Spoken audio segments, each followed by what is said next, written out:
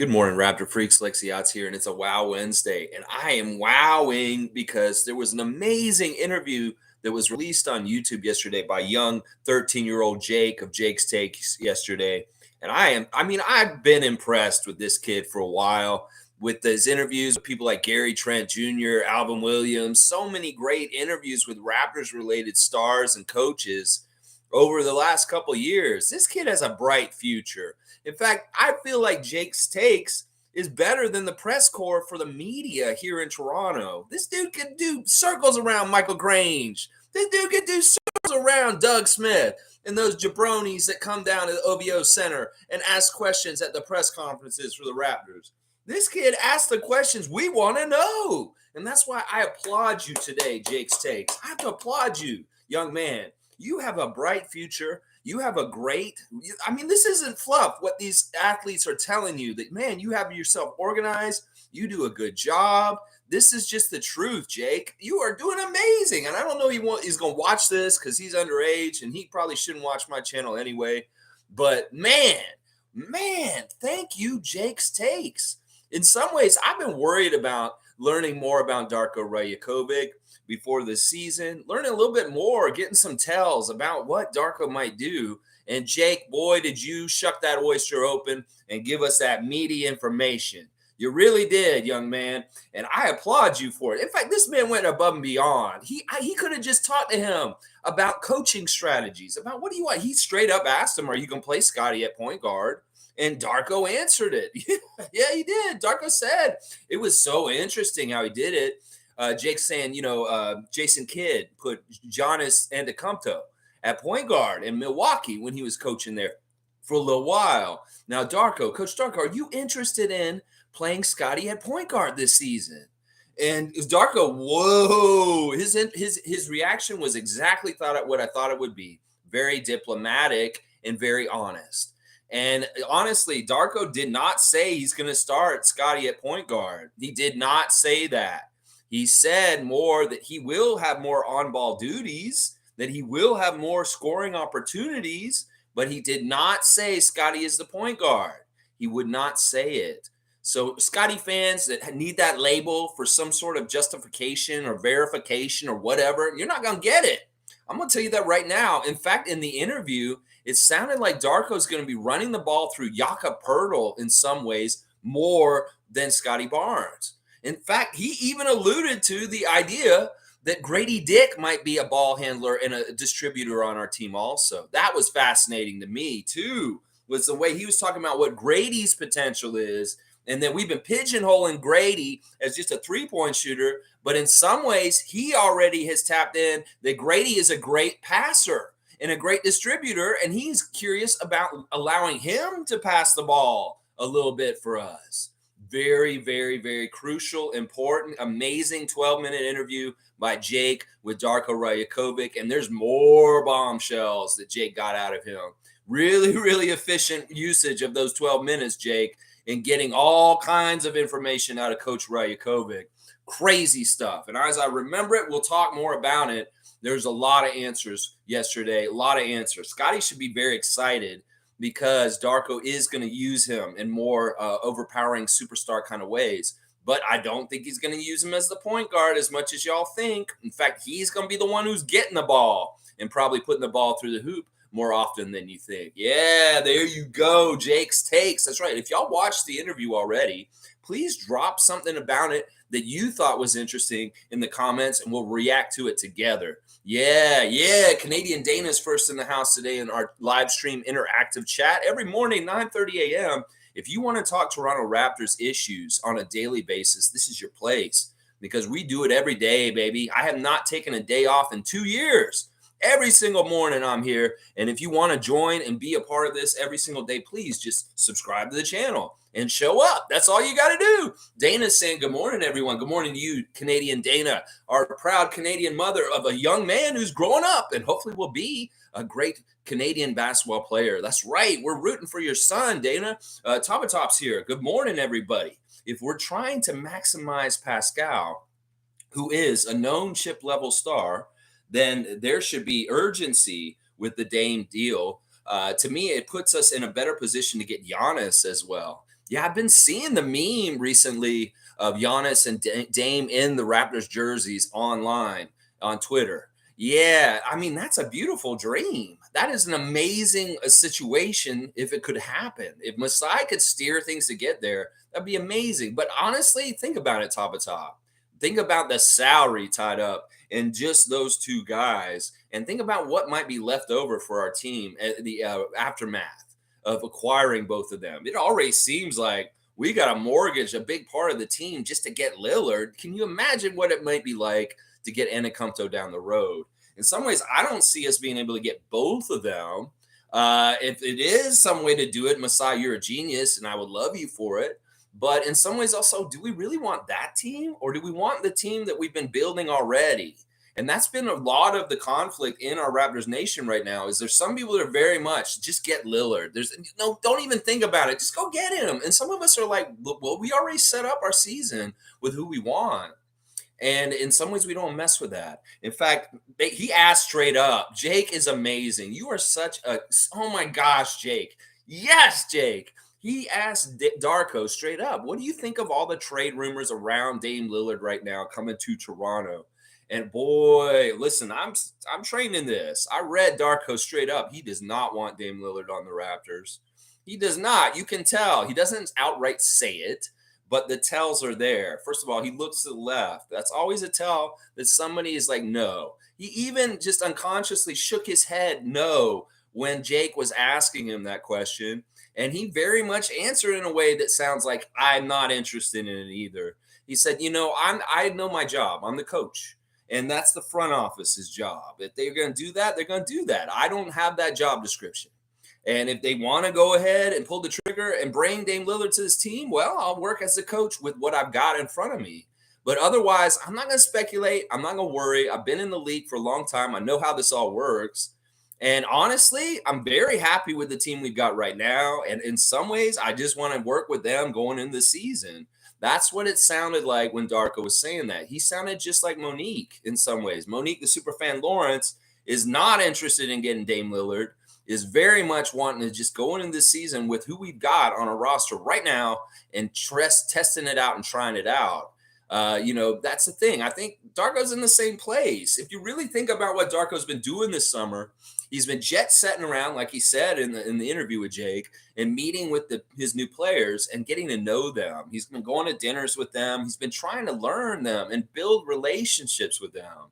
He's a brand new coach, and he needs to anchor in some of these relationships with these guys right away. Well, if he's already done work doing that this summer, and all of a sudden Masai turns the roster upside down by bringing in Dame Lillard, well, in some ways he has to start over. And in some ways, he has to really, really focus on Dame a lot when he first comes in to get him acclimated and comfortable in being here. It sounds like a headache to me. In fact, the more I think about Lillard coming here, even though it looks really, really, really, really good reward, possibly, it's really high risk too. And that's what we got to think about with this. And I know Bobby and Masai are not taking this lightly, and they are really thinking about all the risk and reward that could possibly go with this. How much is going to Portland if we do trade for him? Could they pull off something and we're like, that's all we had to give them for Dame Lillard? I'll be like, all right, let's do it today. Let's do it today. Let's do it today, this afternoon. If you could show me a deal that's like, oh, that's all you got to give to Portland to get him, let's do it. If otherwise, I don't want to sell the farm. I don't want to send so many guys over there. I don't want to change our team identity that much. I really don't. You can tell Dennis Schroder is who Darko wants to be coaching as a leader on this team.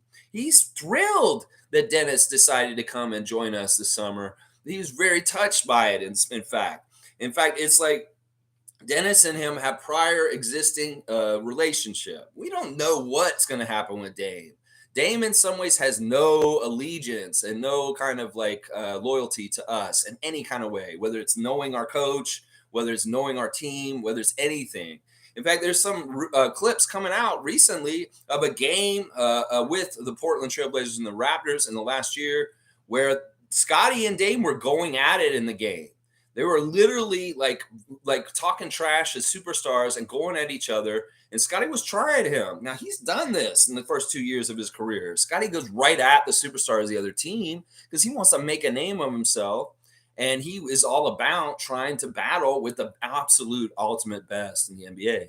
So when we played Portland one time, they were battling and they were talking smack. And in some ways, it didn't look friendly. It looked like it had a lot of like, I don't like this guy. And he doesn't like, I don't like this guy either. And it was like that. So I don't know if Dame Lillard is actually a fit with us personality wise. It seems like the coach isn't very enthusiastic about the opportunity to get him coming here. You go watch that Jake's Takes with Darko.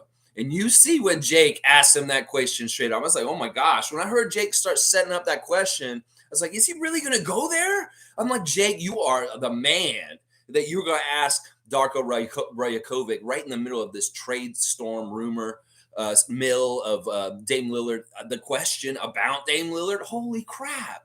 Holy crap, Jake, you are a hero. Honestly, you are a hero. Yeah, top of top, I don't know. I'm getting so many mixed signals about this right now. In some ways, things are telling me this is not the right move. We need to steer clear of Lillard. But then also sometimes it's like you get that opportunity, you got to take it. I have no idea what to do in this situation. Thank God I don't have to make this decision. And I really do trust the men that will either make it or not make it. Yeah. Oh my gosh. Now, could we get Giannis and Damian Lillard together top of top? I don't know. I don't know if that's totally realistic. In some ways, the strategy may be forget about Lillard. Let this storm pass. If there's going to be a Giannis storm next summer in Milwaukee, because this year does not go well for the Bucks, then we may want to get on that one because we have better faith and better relations with Giannis ahead of time because of Masai. So in some ways, I thought if we could get Antetokounmpo instead of Lillard next summer, could you be patient and just say, no, we're passing on Lillard. Whatever happens with Lillard, we don't care. We are rather stay in the Giannis sweepstakes number 2 coming up next summer, possibly. There you go. Dana's saying I would take Giannis before I take Dame. See, Canadian Dana is saying that herself right there in the comments. She said she'd take Giannis before Dame. So that's what I'm saying, Raptors fans. Can we be a little patient and let this superstar, this summer superstar spectacular sale pass by this summer and maybe next summer, the one we really want, maybe the one we try and go get?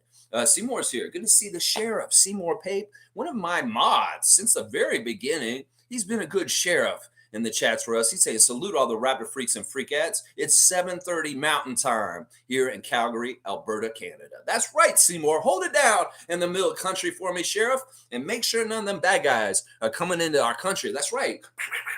Woo!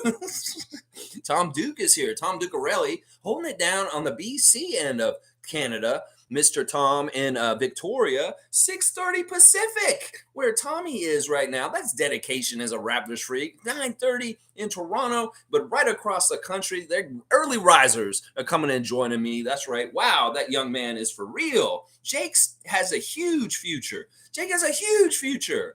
I want to do the Saturday Share the Love Club for Jake this weekend, but I should not because the kid is not of age right now. So I'm going to tell you right now, Jake, you're 13. When you turn 18, I'm going to do a Share the Love Club for you, my man, because you deserve it. So in 5 years, when I'm still doing this channel and you're still a burgeoning, amazing, coming up star in the reporting world, I'm going to do a Saturday Share the Love Club for you when you're an adult. And you can actually watch my channel. Yeah, because I'm not going to try and draw you here right now. Because in some ways, this channel is not for you, Jake. There's a lot of cussing. There's a lot of very adult language. And there's a lot of political discussion that in some ways you just don't need to hear. So, yeah, here we go. Wow, that young man is for real. Jake has a huge future. Darko is excited about our present squad, too. You know, there was a question that Darko was asked by Jake, another home run hit by a question by Jake. He's talking about Serbia. And Serbia's success at the FIBA World Cup, going to the final against Germany and losing and getting the silver medal. But, he said, like, straight up, and this was something I was thinking during FIBA World Cup. I'd love to ask Darko this question, is that the coach of Serbia is older. And like Jake said, he's not going to be there forever. Would you want to coach Serbia, Darko? And Darko got really, like, prideful. He said, that's my country. That is my country. And he said that I want to. He straight up said he would coach Serbia and be the head coach of the Serbian national team. But he said something very important. This is the thing Nick Nurse could have learned last year in that Philadelphia press conference where his whole career in the Raptors went to shit. You put the right things in the right order, sir. You do not put them in out of order. And Darko said, I would love to do this, but this is not what I'm about right now. No. I am all about bringing championships and winning here in Toronto and doing it for the city of Toronto and the country of Canada. I said, he's all about the Raptors and taking care of the Raptors right now. If that opportunity to become the Serbian head coach came in the next 2 years, he wouldn't take it. He would not take it. That's what I read from what he said just then. So I like that kind of job security as far as we're not going to have a flaky coach that might just do something weird like Nick did last year. That he really takes being the Raptors coach very seriously, and he's not going to sell us out just even to go and coach his national team. So he says he'll get it, and I know he will at some point. He will be the Serbian national coach at some point, but when it matters and when it works. But first, his priority is the Toronto Raptors.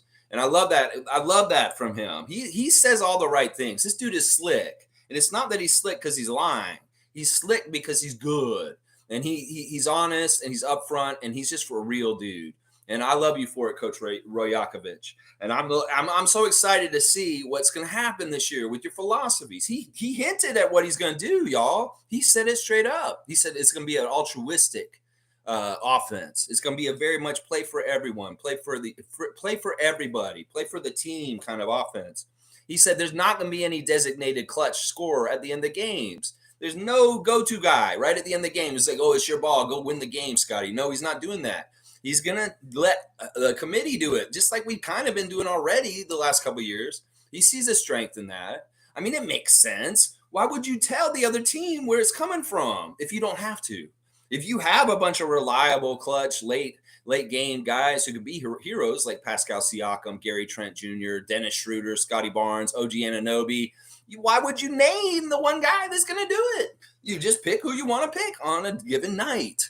So that really smart answer by Darko on that, as far as like nodding that this is going to be a very democratic Raptors offense. In some ways, it won't be much different than before because it's all kind of like everybody can do stuff. And in some ways that worries me because the ambiguity has allowed things to fall through the cracks and not happen on the basketball court for the Raptors.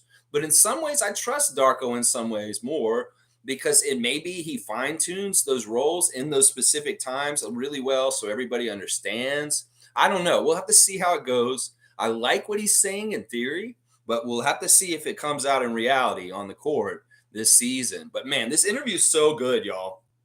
I'm telling you, if you haven't watched Jake's Takes interview with Darko Rajakovic, you need to watch it and give him some views.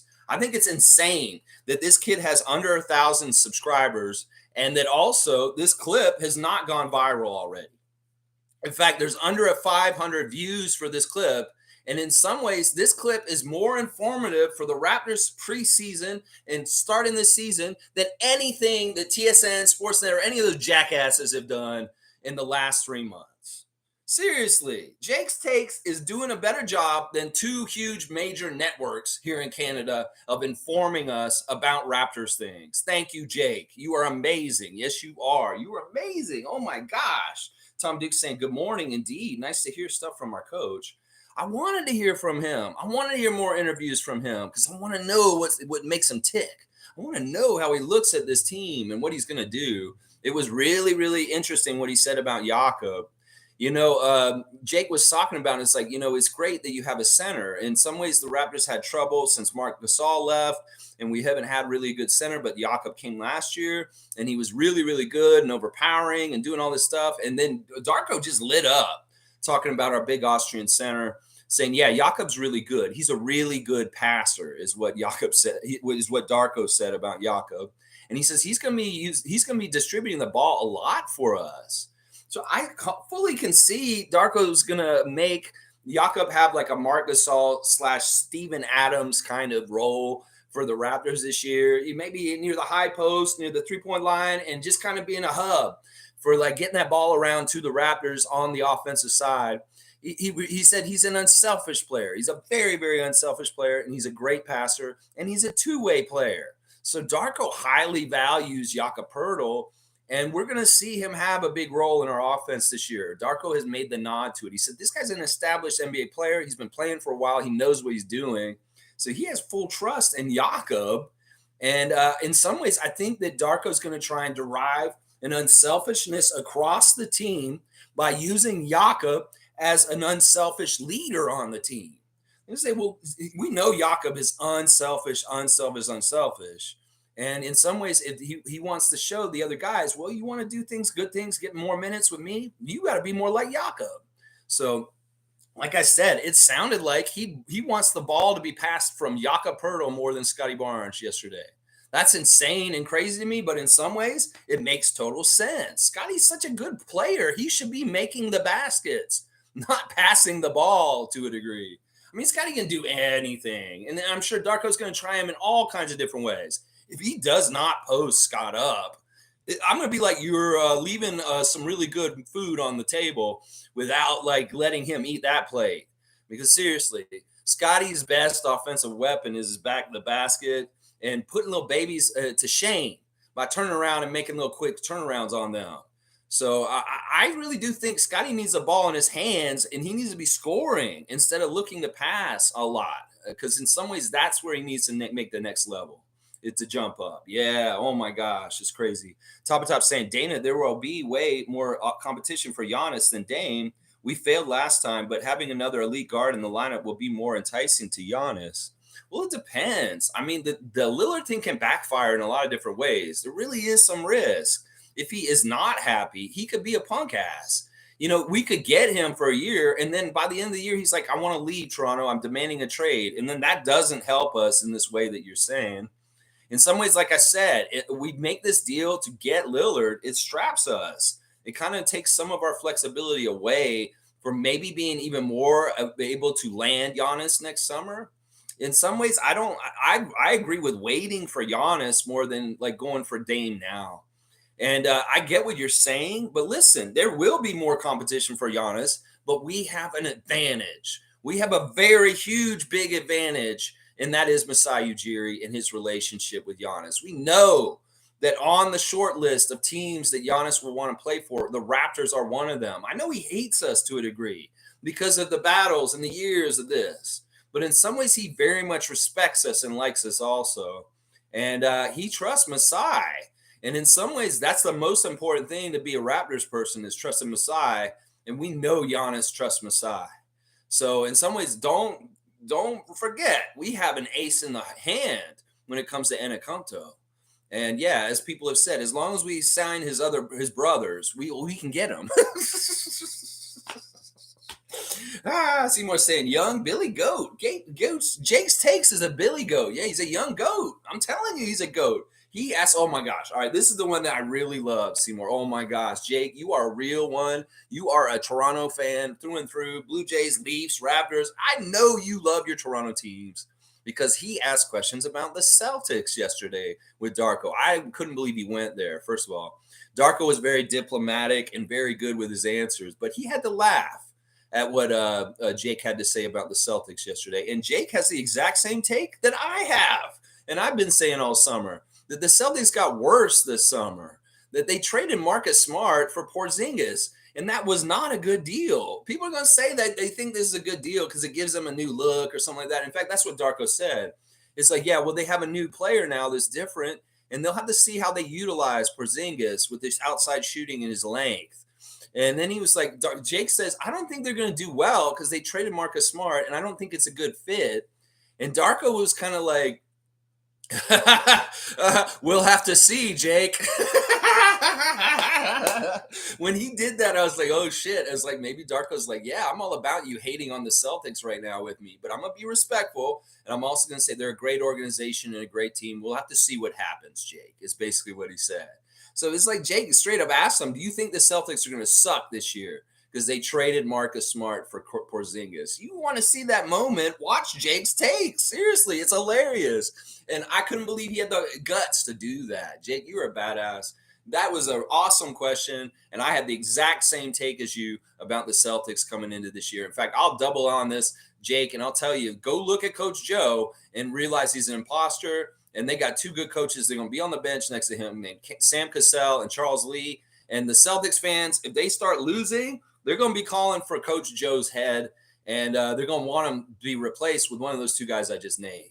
So, yeah, Celtics going to be a dumpster fire on the down low because their coach is a sham. And the fans, they know it deep down. They saw what happened in the playoffs this past year. They knew he had limits in the playoffs with his acumen and coaching the Celtics deep in the playoffs. Well, he's still going to be the same guy. I'm telling you, Brad Stevens has a puppet that he wants to use as the coach, and that's what he is. He should have hired Damon Stoudemire. I'll say it over and over again. He shouldn't have put Coach Joe in that position. It should have been Stoudemire. Well, Stoudemire was mad, so he went and took the Georgia Tech job. And now you got these two guys that are better coaches than Coach Joe. They're going to be sitting on that bench next to him in Boston. And all the Celtics fans are going to be like, well, what if Sam was running this team? What if Charles Lee was coaching this team instead? Brian Windhurst. Yes. Young goat. Jake's takes. Asking the questions that the people want to hear. That's right, Jake. Yeah, Fiercely Salsera is in the house. Scotty Barnes, Twitch Family 2022. Who was in that computer room with Scotty on Twitch, watching him all summer? I was. Tom Duke was. Fiercely Salsera was. Cool Cat was. Yeah. Isaac Campbell was. Yeah. Country Kong was. Yeah, that's Scotty Barnes, Twitch Family. There with him on the video games, the summer of Scotty. On this video games, Fiercely saying Steven Adams is a solid. Bam. And so is Yaka. Bam. Yeah, there's similarities between Jakob Poeltl and Steven Adams. And Steven Adams has been such a key player for the Grizzlies the last couple of years, whether it's defensively, but also on the other end, he does facilitate and help those Grizzly players look good with the way he'll hold the ball and then be like looking around and be like, whoop, he's a pretty good passer. Well, Jakob is a very good passer also.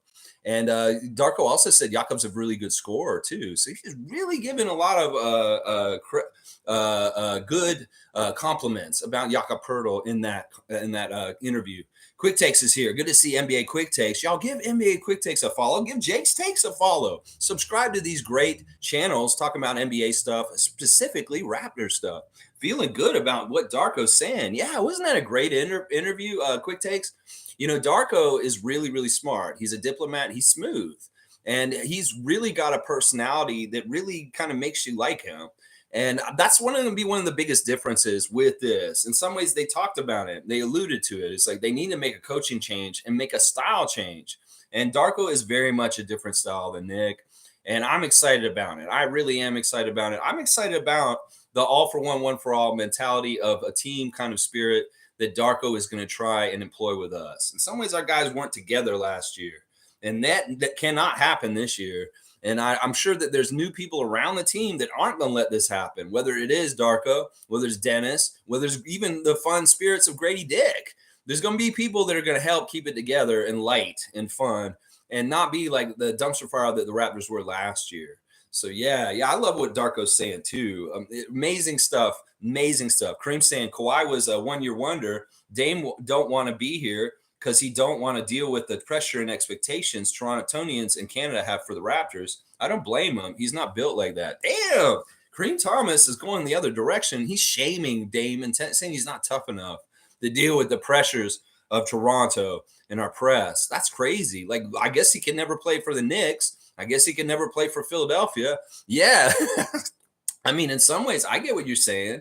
Yeah, that's sad. It's sad that Dame's like that. Oh, well. It doesn't matter. In some ways, I don't really care if he comes here or not. If he comes here, that's great. And I'll fully support him and become a big fan and push his tail of being such a great player all over the place on this channel. But otherwise, in some ways, I really am hoping we just pass and we just move along, just like Darko's hoping right now, too, I'll bet. Yeah, that's funny, Kareem. I don't know if he's afraid of that. I don't know if your comment's exactly right.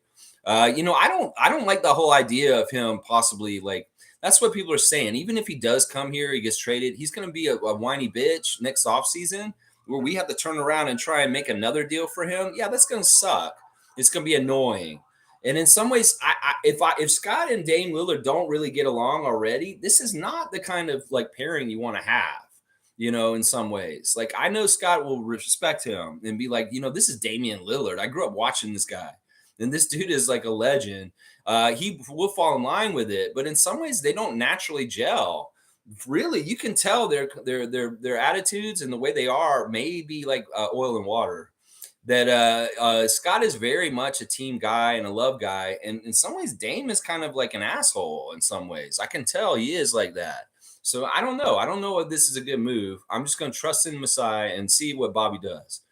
Seymour saying, once I heard Darko speak, I knew the Raptors hired the right guy. Yeah, they talked about a little bit about the vetting process the Raptors went through for the 2 months that our coaching vacancy was going on.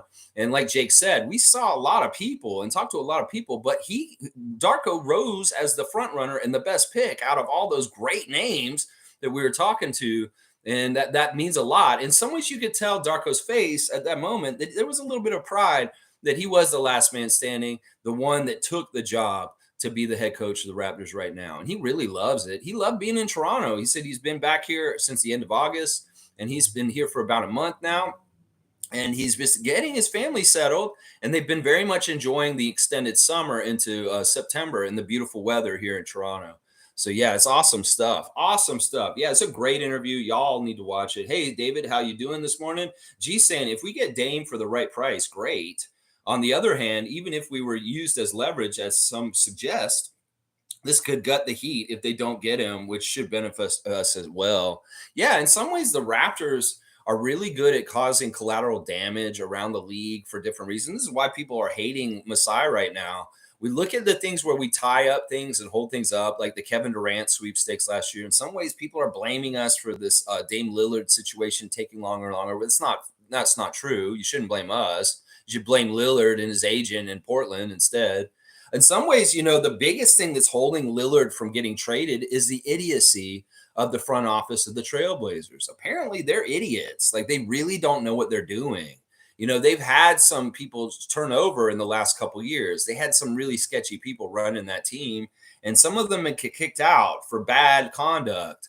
But the new people may not know what they're doing. And in some ways, Miami's gotten fed up with them, but also Portland's like, we're not going to listen to you because you're trying to shortchange us. So in some ways, Portland and Miami isn't connecting at all. In fact, Portland's talking more to us than they talked to Miami in this whole last month, I think. Hardly at all. Because seriously, Miami and them are not meeting anywhere near each other. And the fans are so crazy right now. There's going to be some sort of fallout that's negative for Heat Nation because they're not going to get him. I'm going to tell you that right now. There is no way the Miami Heat are going to land Dame Lillard. And it's really because of the tightwad Miami Heat owner and the idiocy of the Portland Trailblazers front office. And they can't line up. And Pat Riley's hands are tied. I mean, seriously, y'all have gone and got all these different resources and people like Kyle Lowry and different people over the last few years. And you don't have flexibility with making deals or doing stuff. You're very limited in what you can offer. And in some ways, Portland wants everything you can offer and nothing less. So they're not meeting anywhere near there. So Miami Heat Nation, y'all need to start coming down a little easier on yourselves because you're going to have a hard crash when you find out you're not getting Lillard. And it is going to be like that. Exactly like what you're saying, G. And this is just an unintended effect of what happens. This is why you should not lust for things that you will not get. And you should just chill out. And Miami fans are not being good about this. Their insecurity about Lillard is amazing right now. Every single Dame Lillard post with a Toronto jersey on it, these people have to come there and say something about it. And that just shows just how worried you are about this. In fact, let me talk about Stephen A. Smith and his stupid ass shit from yesterday. Yeah, Stephen A. Smith talking out of pocket. This is what he said, basically. He said, Stephen A. Smith slams the Raptors for wasting Damian Lillard's time. Whose time's wasting who? It sounds like Lillard's wasting everybody else's time. The Raptors ain't wasting his time. He wants to be in a position where he can compete for a championship. And if Toronto is an option, why not stay the hell in Portland? It's a waste of time to even think of going to the Raptors. That's a quote by Stephen A. Smith. Well, we're finding out that, Stephen A. Smith has all kinds of issues with Toronto because of customs and stupid things like that. Once again, dumb, out-of-pocket statements like that. We're not holding up Lillard. If Lillard wants to come here, we'll figure it out. But otherwise, it's Lillard and his situation and his trade demands that are holding up Lillard. So let's get this straight. And Stephen A. Smith, you're an idiot. And once again, this situation is allowing us to see all of the people that really don't like Canada.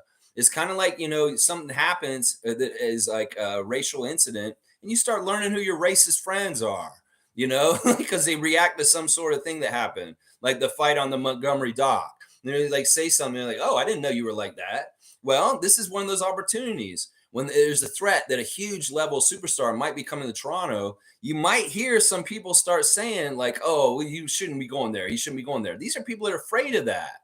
And Stephen A. Smith, Sam Mitchell. Oh my gosh, Sam Mitchell, what are you doing yesterday? Going on American Airwaves and talking down Toronto, saying it's too cold, it's this and that. Dude, we pay your checks up here. We're your audience up here. And are you dumb? Do you not realize the internet travels across the border and we can see the American content too?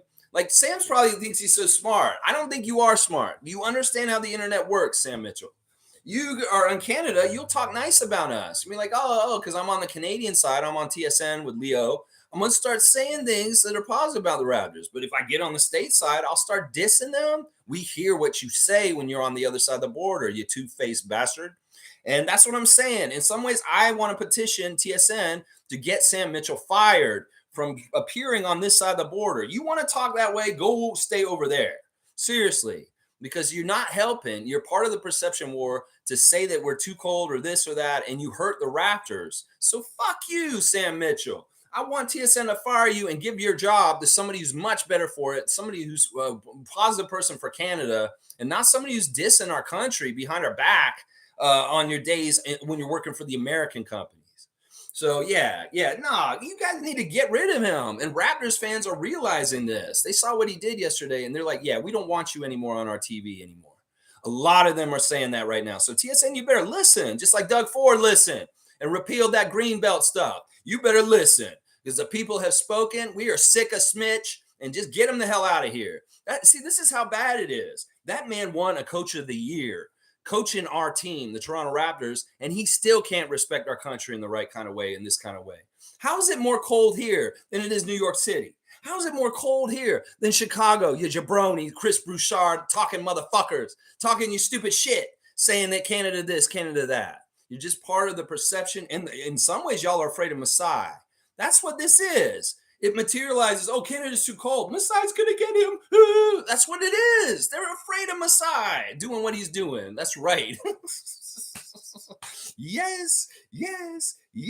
All right, let's see. Seymour saying, blessings on everyone's soul. They were still kicking it healthy for that episode 5 years from now. There you go. Seymour, thank you. Thank you for that. That's right. Seymour's saying he wants to see a day when I do the Saturday Share the Love Club for an 18-year-old adult Jake's Takes in 5 years from now. That's right.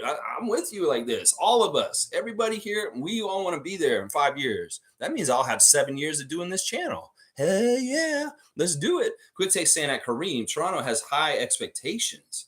Yeah, I don't understand this. What are they trying to say about this? High expectations. Our expectations are to try and win. It was fun. Jake was talking to Darko, and he said, yeah, I'm excited to see you guys in preseason, in the season, and in the postseason. And Darko's like, that's right, Jake. We're going to try and win many championships here in Toronto. That's the kind of vibe he's giving off. He's like, he's not coming here to waste time. He's coming here to try and win it all, go for a championship. And, anybody who thinks that we're not trying to do that or we're not good enough to do that, y'all are xenophobes, and you're probably anti-Canadian, and you're probably just like, because it's Canada, it's Toronto's team. They'll never win again. That's part of the reason why Stephen A. Smith said this. Listen, think about it. He said, why would he says he wasted his time in Toronto because there's a perception that when we won our championship in 2019, it was a fluke and that we're not a real legitimate team that should be contending. That's bullshit. We've been a good team for 12 years, and we've contended in the Eastern Conference at the highest level for most of those 10, 12 years. So listen, y'all can go ahead and say, you only get one, Toronto. You never get another one again. That's really what some of these people think in their heads, that, the Toronto Raptors have won a championship. They never have to win one ever again. That's the way Stephen A. Smith thinks. That's the way Sam Mitchell thinks. Oh, my God, that man should not be on Canadian airwaves anymore. That's right. Raps Love saying you don't wait for a player that may not even be available. He may stay on the Bucks. Yeah, but we'll have to see. In some ways, I get it. This is totally just like what happened before Raps Love. with Giannis. We started making moves like cutting Marc Gasol and Serge Ibaka to make a nice cushy landing spot for him. And then Giannis turned around and signed the Supermax with the Bucks. This is different though. Giannis is really signaling like he wants to get out of Milwaukee for next year already. I don't think he's totally happy with Adrian Griffith's signing, and he's very much paying attention to how they deal with Drew Holiday and whether Drew Holiday is going to be sticking around too. So, in some ways, Giannis is showing that he does not trust the Bucks. In some ways, I think that they made a mistake firing Coach Bud. He really had a good relationship with Coach Bud. And them firing Coach Bud didn't totally make sense to me in some ways. It could be a similar situation to us firing Nick. And people are like, I don't understand why they fired Nick. But in some ways, I don't understand why they didn't fire Coach Bud. Because in some ways, he was the stabilizer for Antetokounmpo, being happy in Milwaukee. And now that Griffin's there, I don't know if they totally. And that may be part of the reason why Giannis is already making noise about maybe wanting to leave Milwaukee. So this is a different time and situation. Milwaukee is in flux, even though they didn't change their roster at all. They changed their coach.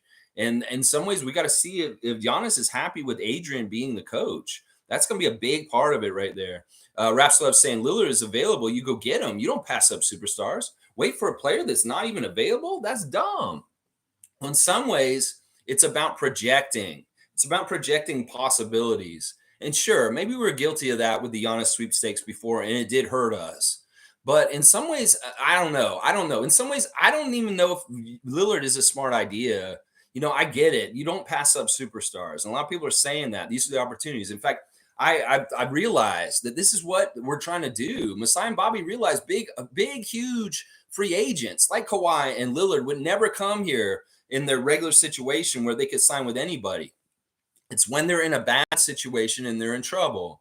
That's when we pounce. That's when we're opportunists. And that is what's happening right now. And that's why it kind of makes sense that we might do this deal, because a pattern's been shown with the Kawhi deal before. And even Masai said at the end of the season in his press conference that, every summer there's somebody who's disgruntled or unhappy on a team, and a superstar can become available in ways that you didn't think. And this is what he's talking about. The Raptors can't get free agents the regular way. Well, we'll stay in a flexible position of good leverage. And when these opportunities come up, well, we may have the best deal out of all the other teams, because in some ways we have a team that has this in mind. In some ways, the way we have our team right now is partly for flexibility to make a big superstar move like this. So, I won't disagree with Rapslub. You don't pass up superstars if you can make the right deal and it makes sense. But if Portland's being idiots, if they're really being stupid, in some ways, just let them be stupid. We don't need to be involved in this. We have our own work. We have our own timeline and our own thing we're doing. And in some ways, we don't need to link Lillard into it. We really don't need to do anything. We can just go into the season and do what we're doing.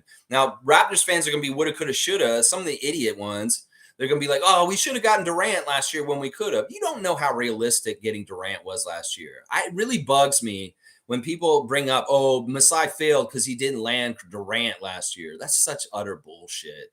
That is such utter bullshit. And any fan that goes around saying, oh, if we don't land Lillard this offseason right now, if people say this season, I'm gonna have no respect for somebody who says this. That's woulda, coulda, shoulda. And were you in those rooms with Bobby and Masai when they were taking calls and trying to figure out these deals? So you don't know exactly what was realistic. And you need to understand that if the deals were bad, they should be saying no. So any fan who's like dissing our front office for not pulling the trigger on Durant last year or not doing it this time if we don't get Lillard this time, y'all need to just shut the fuck up. You don't know what you're talking about. Yeah, let's keep going. Top saying, I don't think Dame will come and pout. He's a hooper. If it fails in a year, then we can flip him and recoup picks. A good young player and to play with Scotty. He'll still have 3 years left on his contract. Yeah, I get that, and you're right in some ways. But then again, he's starting to get in that Harden territory. Like I said, that's 2 summers in a row. He's demanded a trade out. In some ways, he lessens his value just from being like that. So I get it. But yeah, that's totally true. If it doesn't work this year with him, if it isn't a good fit and he's kind of well, we can probably turn around and trade him next summer for sure. So we'll have to see. The other thing you're saying there is the 3 years left on his contract. In some ways, that's part of it too. Like, you can't take this lightly and just say, oh, he's a superstar, just sign him. You have to think about the financial impact on the salary cap for the next 4 years that Dame Lillard will have with his salary. It's absolutely insane that he's going to get paid $65 million in 4 years from now. So in some ways, we got to think about whether we want to be on the hook for that kind of stuff. Also, down the road, that has to be a huge thing that we think about with this too. David's saying, I'm getting tired of Americans, so arrogant. I've traveled all over the world, South America, Europe, Asia, etc. Anytime I'm abroad, people ask me, you're American. I make sure to say no, Canadian. They laugh and give me a hug. The whole world hates you fuckers. Stop chirping Canada, ignorant morons. David, not, mincing words. And this is how he is. No, this is why a lot of Canadians travel with backpacks with Canadian flags on them. This is exactly why, what David's talking about right here. And this is very true. I found this to be true when I've traveled the world also. If you can discern that you're not American and you're Canadian, they'll treat you a little bit different. Yeah, it's true. In some ways, the years of George W. Bush and Donald Trump have not been kind to Americans abroad. People do not like Americans in a lot of different places, partly because of the war machine that America is, and just the hypocritical stance of democracy, when in a lot of ways y'all aren't fucking walking the walk when you say you talk that talk about democracy. Yeah, where's this democracy with book burning, anti-trans legislation, all the dumpster fire shit that's happening in the United States, the shootings, there's all kinds of stuff that's going on down there that's messed up. And I get what you're saying, David. Unfortunately, I am American myself. That's part of the reason why I got edge and I'm a little bit loud and cussing, is because I'm a Canadian raised in America and a legal American citizen. So in some ways, I do definitely, I carry a U.S. passport, but I should go get a Canadian one. Let's just say I should go get a Canadian one soon. Guardian Transit saying, I'm on the Dame train. If he comes and Masai does his job, I cannot see Dame not wanting to be here, especially being in contention for Larry O'Brien. Dame wants to win. Well, see, that's the perception. And this is part of the watering down of us that's going on down there. Stephen A. Smith says, why would you even want to go to Toronto? It's the same situation as being in Portland. You're an idiot, Stephen A. Smith. And in some ways, you should be fired for just having such bad perception. Toronto is in a way better position than Portland in a lot of ways. And y'all just don't want to look at Scotty and see who he is. Y'all don't want to understand Precious. Y'all don't want to ever give the fair shake to OG or Pascal. So y'all, you guys say we overvalue our players. No, this is a counterbalance to how much y'all undervalue our players. The way we talk about Siakam and OG, and the debate yesterday was so funny on Twitter, because it's true what we're saying here. OG Anunoby is better than Tyler Hero. Miami fans, you can get all upset and be like, what are you talking about? One's a sixth man of the year. Who gives a shit about that? One can shut down any player in the league. And y'all can be offensive-minded fans and be like, oh, Tyler Hero's just better than OG, but y'all are wrong. And most people on Twitter were agreeing with the Raptors fans yesterday that if you're going to debate who's better or more better in a package to go to Portland for Dame Lillard, OG is a way better player than Tyler Hero. He's a two-way player. And in fact, he's been sullied and overlooked for so long that they don't understand just how good he is right now down in the States. Y'all don't even, it's not even close. Tyler Hero is nowhere near where OG is. And y'all can come and listen to me and be like, you're crazy, Lex. You're crazy. But no, I'm not. You have not seen this man guard Nikola Jokic one night and then go and guard Trae Young the very next night. You have not seen that. And I have. Y'all are not paying attention to OG. And you have no idea how good he is. And it's the defensive side, not to mention the burgeoning and growing offensive side of the ball too for him. Yeah, there you go. There you go. Guardians all about the Dame train. We really do have mixed feelings about this Raptors Nation right now. Some people are like, no. Some people are like, yes, right away. And some people are like, I'd be okay with it if it happened. So we're at different levels here. Raps Love is saying, make the deal, Raps. He's saying, make that deal. Make that deal, Bobby. Make that deal, Bobby, right now. Bobby, get on that phone. Say, hello. I would like to trade to get Dame Lillard, please. How much is that? Oh, okay. All right. I don't know. East is open. Teams are not that good right now. This is true. If ESPN's going to pick Boston and Milwaukee to be the top two teams in the East this year, which is likely, it could very well be. But also, I'm saying Boston will be a dumpster fire this year. They're not going to be as good as they think they are. They won't be as good as they were last year. I don't think Philadelphia is going to be as good as they were last year. They've had a lot of changes.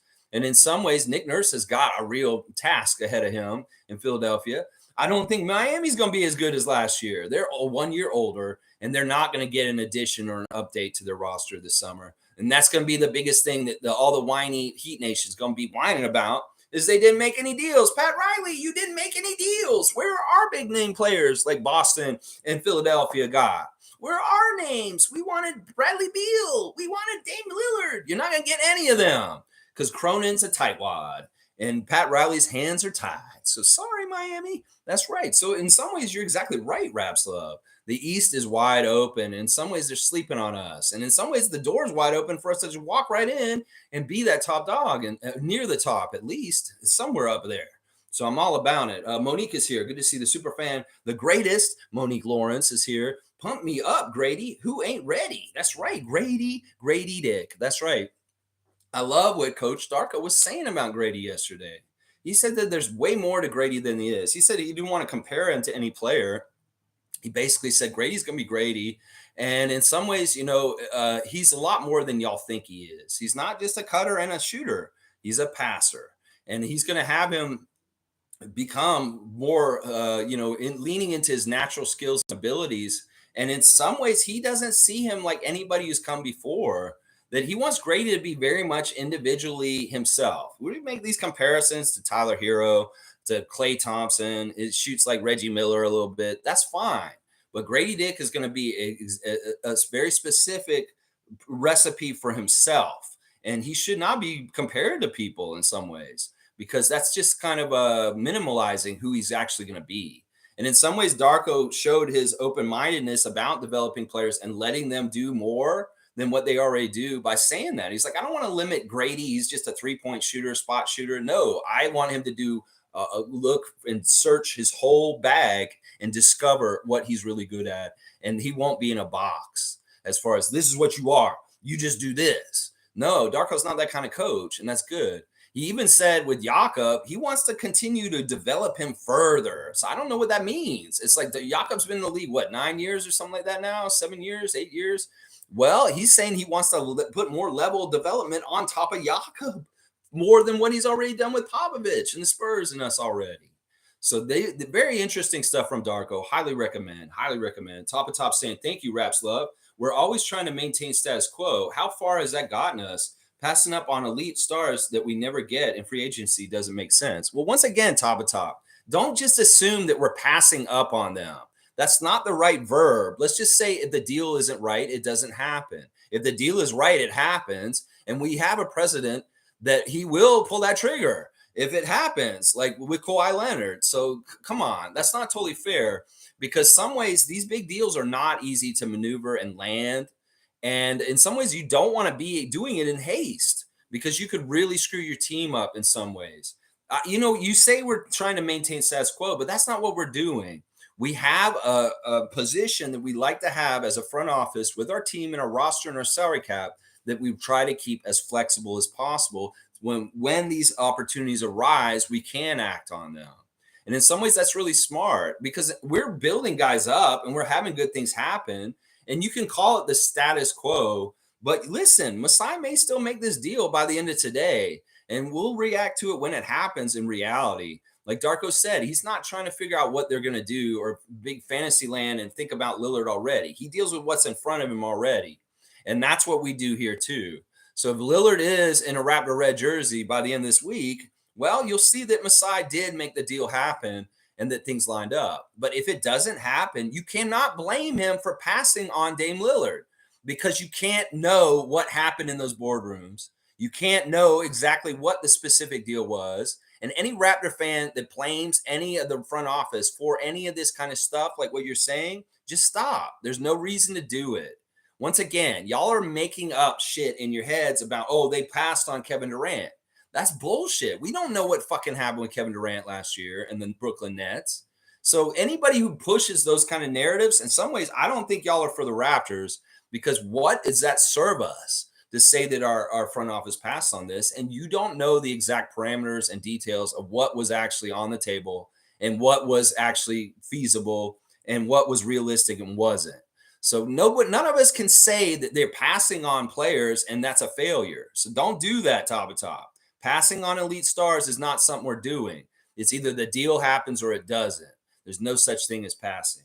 Kareem's saying at Quick Takes, let's see. I got to get back. I love all the comments. Y'all are really filling up the hoop today. I love that. That's good stuff. I have to get to the back. La la la la. All right, here we go. Kareem Thomas saying at NBA Quick Takes, if we acquire Dame, yes, Toronto will have high expectations, myself included. Not that I want him, but in the East, that makes us a contender. I think it does. I think it does. I'm not against getting him. I'm just kind of like, I want to see what happens. I'm kind of playing both sides. If we get him, that's great. If we don't, that's great too, because I want to see what happens with this team either way. So, I do think that if we get him, we're a contender. But on the down low, I think we're already a contender anyway. So we'll have to see. We'll have to see. MSJ saying Boston had to get bigger. If they want a title, they needed more size. But yeah, such a gamble on letting Smart go. Porzingis is like glass, and he's not the right type of size versus Jokic, for example. Yeah, great take, Chris. Thank you, MSJ, for being here this morning. Yeah, I get what they kind of had to get bigger, but they could have just got a bigger center or something like that. I don't associate Porzingis with size. I'm sure he's really tall and he has a lot of length, but he's a glass man. And in some ways, you can just push him off or get him away from you in certain ways. He's not a good defensive player for being that tall and that mobile. It's kind of crazy how bad he is defensively, considering all the skills that he has. It is insane. I think it's not a very good commitment to defense. In some ways, he's a one-way player. He's not a two-way player. And it really is that he gives all this stuff on the offense, and the defensive stuff, the effort is not totally there. That's what they're going to find out in Boston this year. Porzingis has been a failure all three places he's gone to. People can say he's good, he's all this, but in some ways, he's an island on himself because of his personality, his prickliness. He doesn't bond well with the team. It's like you get the exact opposite of what Marcus Smart is. Marcus Smart is like a glue guy that keeps everybody together and feeling good and like getting the dog in them. And meanwhile, you're going to have this like crusty, big, huge, tall guy that doesn't talk to anyone, that shows up for work, just kind of does his thing and does not bond with anyone else. Because that has been the case every single stop that Porzingis has had. New York, Dallas, Washington. This man doesn't make friends. He has a really hard time relating to other people in the NBA. I can tell. And it's going to be the same thing in Boston. It's going to be the same thing. It was a huge gamble letting go of Smart. And that is the biggest reason that this is a fail.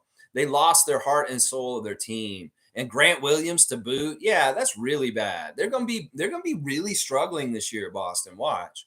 In some ways, we're going to realize just how much Marcus and Grant propped up the toughness of Jason and Jalen, that those guys are not really tough guys. They're kind of sham superstars. And a lot of the stuff that is happening with Boston the last couple of years were propped up by those two gentlemen that just left this summer. So, yeah, we're going to see that. Raps Love saying, do you have to start somewhere on getting better? Well, I think we are getting better all the time. I think we have been started. We start when we make a draft pick like Scotty Barnes at number 4. We start when we draft Grady Dick at 13 this past summer. The start point is just having a team existing. Y'all got to understand, NBA teams progress at different speeds and different times. We really hyperspeeded it with like Kawhi before. Maybe we could hyperspeed with Dame Lillard now. But I think that's the problem, is that today's NBA fan is a little too impatient, and they don't understand that a lot of NBA teams over the years and the decades of the NBA have had to simmer and get better incrementally, slowly over like 10 years. Instead of just like having it all happen like within a 2 or 3 year window. That's really what it is. It's microwave culture. Y'all want to heat it up and so quick and convenient, but that's not how it works. Sometimes to make a really good team, you need to be like Denver and kind of stew and have failures and miseries and kind of confusion. And then boom, all of a sudden you come up and you win a championship like they did this year. It's not like Denver's championship happened overnight. They were building towards this championship for like 8 years, pretty much all of Nikola's career so far. So that's what I'm saying. You start somewhere by just having a team. Yeah, we started in 1994 when they announced that Toronto was going to get an NBA franchise. That's when we started. And you can tell me, yeah, we started somewhere. Yeah. Top saying it, Kareem Thomas. There's an opening in the East right now. It's in a bit of turmoil. And with Harden, the Celtics seem weaker to me, losing Smart and the other dude off the bench. Yeah, I agree with this. I agree with this wholeheartedly, top. I do think that the East is weaker than people are perceiving right now, and that also the Raptors are stronger than they're perceiving also, and that they're going to be very surprised. We're going to be very pleasantly surprised, and they're going to be like, "What the." The Raptors just won't go away. They're annoying. I thought we killed them with perceptions that they're too cold and the taxes are too high. Why are they good still? Why can't our propaganda hurt them? Why are they untouchable with the propaganda? We're trying to tear them down with propaganda left and right, and they're too good. Masai is too good. Damn him. I hate him. Masai's the worst. He won't deal with my shitty team and give us their best players for nothing. I hate Masai for that. Idiots. We love Masai for that. That's right. We love Masai for that. The rest of the league can hate us for that. I don't care. That's right. Raps love saying Austin doesn't scare me. Miami's not as good. Bucks are getting really old. Yeah, Boston doesn't scare me either. Raps love. I know that's what you meant, Boston instead of Austin. They don't scare me either. Miami's not as good. Bucks are getting old. Yeah. And you tell me, all right, Detroit's on the rise. Orlando's on the rise. Atlanta may do something. I don't believe in Atlanta at all. Cleveland, okay, Cleveland, whatever. We want to beat y'all. We're going to come to all y'all's houses in the East and beat you down. And we want to be the top dog in the East. That's right. North over everything. That's right, baby. Toronto, that's right. G saying, Jakob looks huge. I feel he will make his presence very known in the paint. Well, that's one of the great things about him. He's one of the strongest players in the league, just like Steven Adams. On the down low, Jakob is extremely strong. And in some ways, that's part of the center-oriented, rim-protecting defensive system that Darko likes to use. Well, Jakob's a great piece for it. He's kind of a prerequisite for it to be successful. We need a player like Steven Adams does for the Grizzlies on our team, and that is Jakob Poeltl. And he isn't that far off from Steven Adams in a couple of ways, whether it's strength, passing, defense, and rebounding. Those are very similar players in those departments. Quick take saying at Kareem, most Torontonians just want an extended season. Yeah, that's right. We want to win. We want to win. We want to get a winning season this year with a winning record. We want to get in the playoffs, not in the play-in. We want to be a playoff team. We want to be one of the top 6 teams in the East and not even play around with that play-in or DeRozan kind of shenanigans.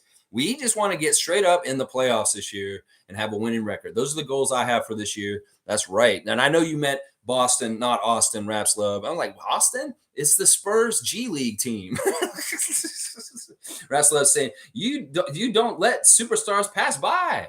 I'm telling you, in some ways, y'all perceive that they're passing by, but they're not. You got to understand what's realistic and what isn't. Once again, NBA GMing isn't like video games. It isn't like the ESPN trade machine. It isn't like hanging out with your friends and saying, oh, I would trade Dame Lillard or get him right now and do this. It's not that easy. Y'all can't just talk it out or do it on a computer and it happens. There's so much more to it. It's so much more complicated than y'all think. And in some ways, listen, I have utmost confidence that Bobby Masai, if this deal is going to happen, it will happen, and it will happen in the right way for the Raptors, for us to win and do things in the right way to hopefully win our next championship.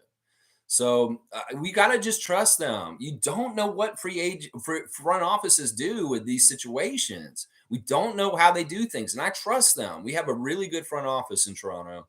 And I'd be worried if they made a deal just for the sake of making a deal in some ways. That's what people want. They're like, oh, you just got to make a deal. If it happens, with your philosophy is to be like, well, we just have to make this happen. The Dame's coming here. It's like, then Portland's like, all right, well, we need even more then. No, we don't want to do that. We have the leverage. Lillard is in trouble. He doesn't want to be on that team. He doesn't want to show up for media day next week. He wants to be gone in the next week. And they're on the clock. We're not on the clock. We don't have to do anything. We can just do what we're doing already. So the pressure is all on them. And in some ways, it's up to Masai and Bobby to say, yeah, you better come a little lower with what you want from us, because we don't have to do this. Y'all are the ones in trouble. We don't have to do this. We don't have a malcontent named Dame Lillard on our roster right now that we need to ship out. It's on y'all. If y'all really need this to happen, well, this is the deal. We're okay with trading you. And nothing more than this. So we've got to really have a realistic perception about the situation that the Raptors have a lot of leverage. Portland's in trouble. And if the deal doesn't happen, well, it may be because Portland was too greedy and they were asking for too much, and Masai and Bobby were smart and they didn't say yes. And just like not saying yes to Fred this summer, everybody says that's a failure. Well, I'm glad they didn't say yes to $43 million a year for Fred. In fact, I'm glad they didn't get it through for the $30 million for Fred that they were going to offer him. So in some ways, sometimes a loss is a win. And in some ways, it's like karma or forces out there protecting you that you avoid a bad situation. So let's just say this. If we don't get Lillard in the next week, if he goes somewhere else or something else happens, well, maybe it was for the right reason. It was supposed to be that way.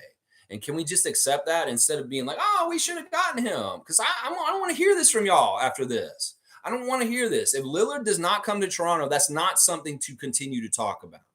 That shit is over and dead once it happens. And it's not like, oh, we failed that we didn't get him. No, you can't say that. And I will say this till I'm blue in the face. Y'all don't do that shit. Seriously, it's not smart. And there's no reason to. It makes us look bad in some ways. And there's no reason to do that. Rapslow saying we can't get free agents. Trading for players, these are free agents. Yeah. I mean, that's what I was saying. Is like in some ways it's hard for us to get a high level like Damian Lillard free agent in the normal context, the normal free agency period in the normal ways. And that's why Masai is really letting us be ready for leverage positions like this one. And that's when we strike, is when the other teams are in trouble. The NBA starts crying foul. It's like, you can't let Lillard go to Toronto. They'll be too good. They might win the championship. That's why Stephen A. Smith's freaking out right now. It's like, we know Stephen A. Smith saying, no, you can't let Dame Lillard go to Toronto. He doesn't want to come to Toronto because of the finals. He doesn't want to come to Toronto because we might be winning another championship. That's why he's raising his iron saying this. He said the same damn thing when Kawhi looked like he might come here that summer 5 years ago. He said the same damn thing. He's like, oh, they can't send Kawhi to Toronto. No, they can't. He said that same shit. And then it happened. And then he's like, oh, his worst nightmare. And then boom, he did have to come to Toronto for the finals that year. Yeah. So that's what I'm saying. In some ways, the way they're acting about the possibility of Lillard coming to Toronto is really betraying how unconfident they are and scared of the possibility of Dame Lillard coming to Toronto is. Seriously, they're worried. They're shaking in their boots so much, they're putting out all this bullshit out there about it. It's kind of funny, actually, when you really understand what's happening.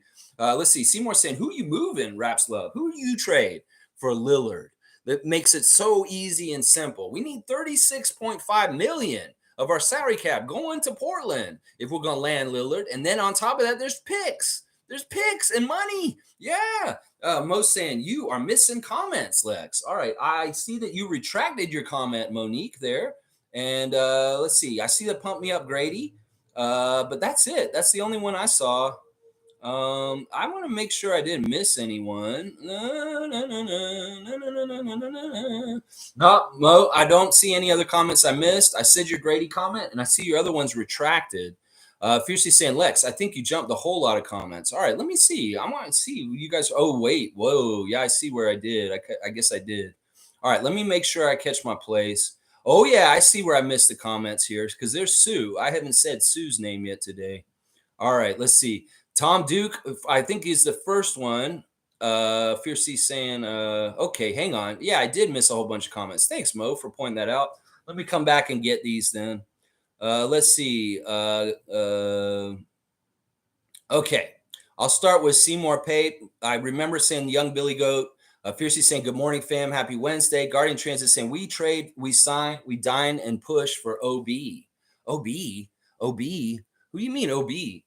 Trevor saying, good morning, Raptors family. Good morning to Commissioner Jay. Top saying, my concern about Scotty at point guard was always his lack of a pull-up game and even defensive guarding the other guard spot.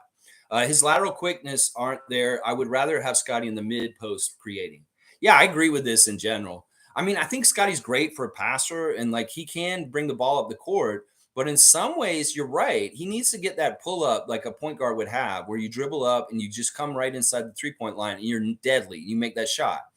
In some ways, he has to work on that and get that to happen. And then the other stuff is, one thing I don't like about Scott is he's not fundamentally good with flashiness and making like poor decisions with like the stuff that just needs to be cut out. It's extraneous crap that kind of like doesn't make me trust him totally to not turn the ball over. And that's what I'm saying. That's why you got to clean up your game and be very fundamentally good. Because in some ways, Malachi's high dribble, I always hated that. And, Scotty's looking around when he's doing stuff. That's not fundamentally good. And in some ways, I don't like that he takes risks for superfluous shit that is not necessary just to kind of be cocky and do dumb stuff.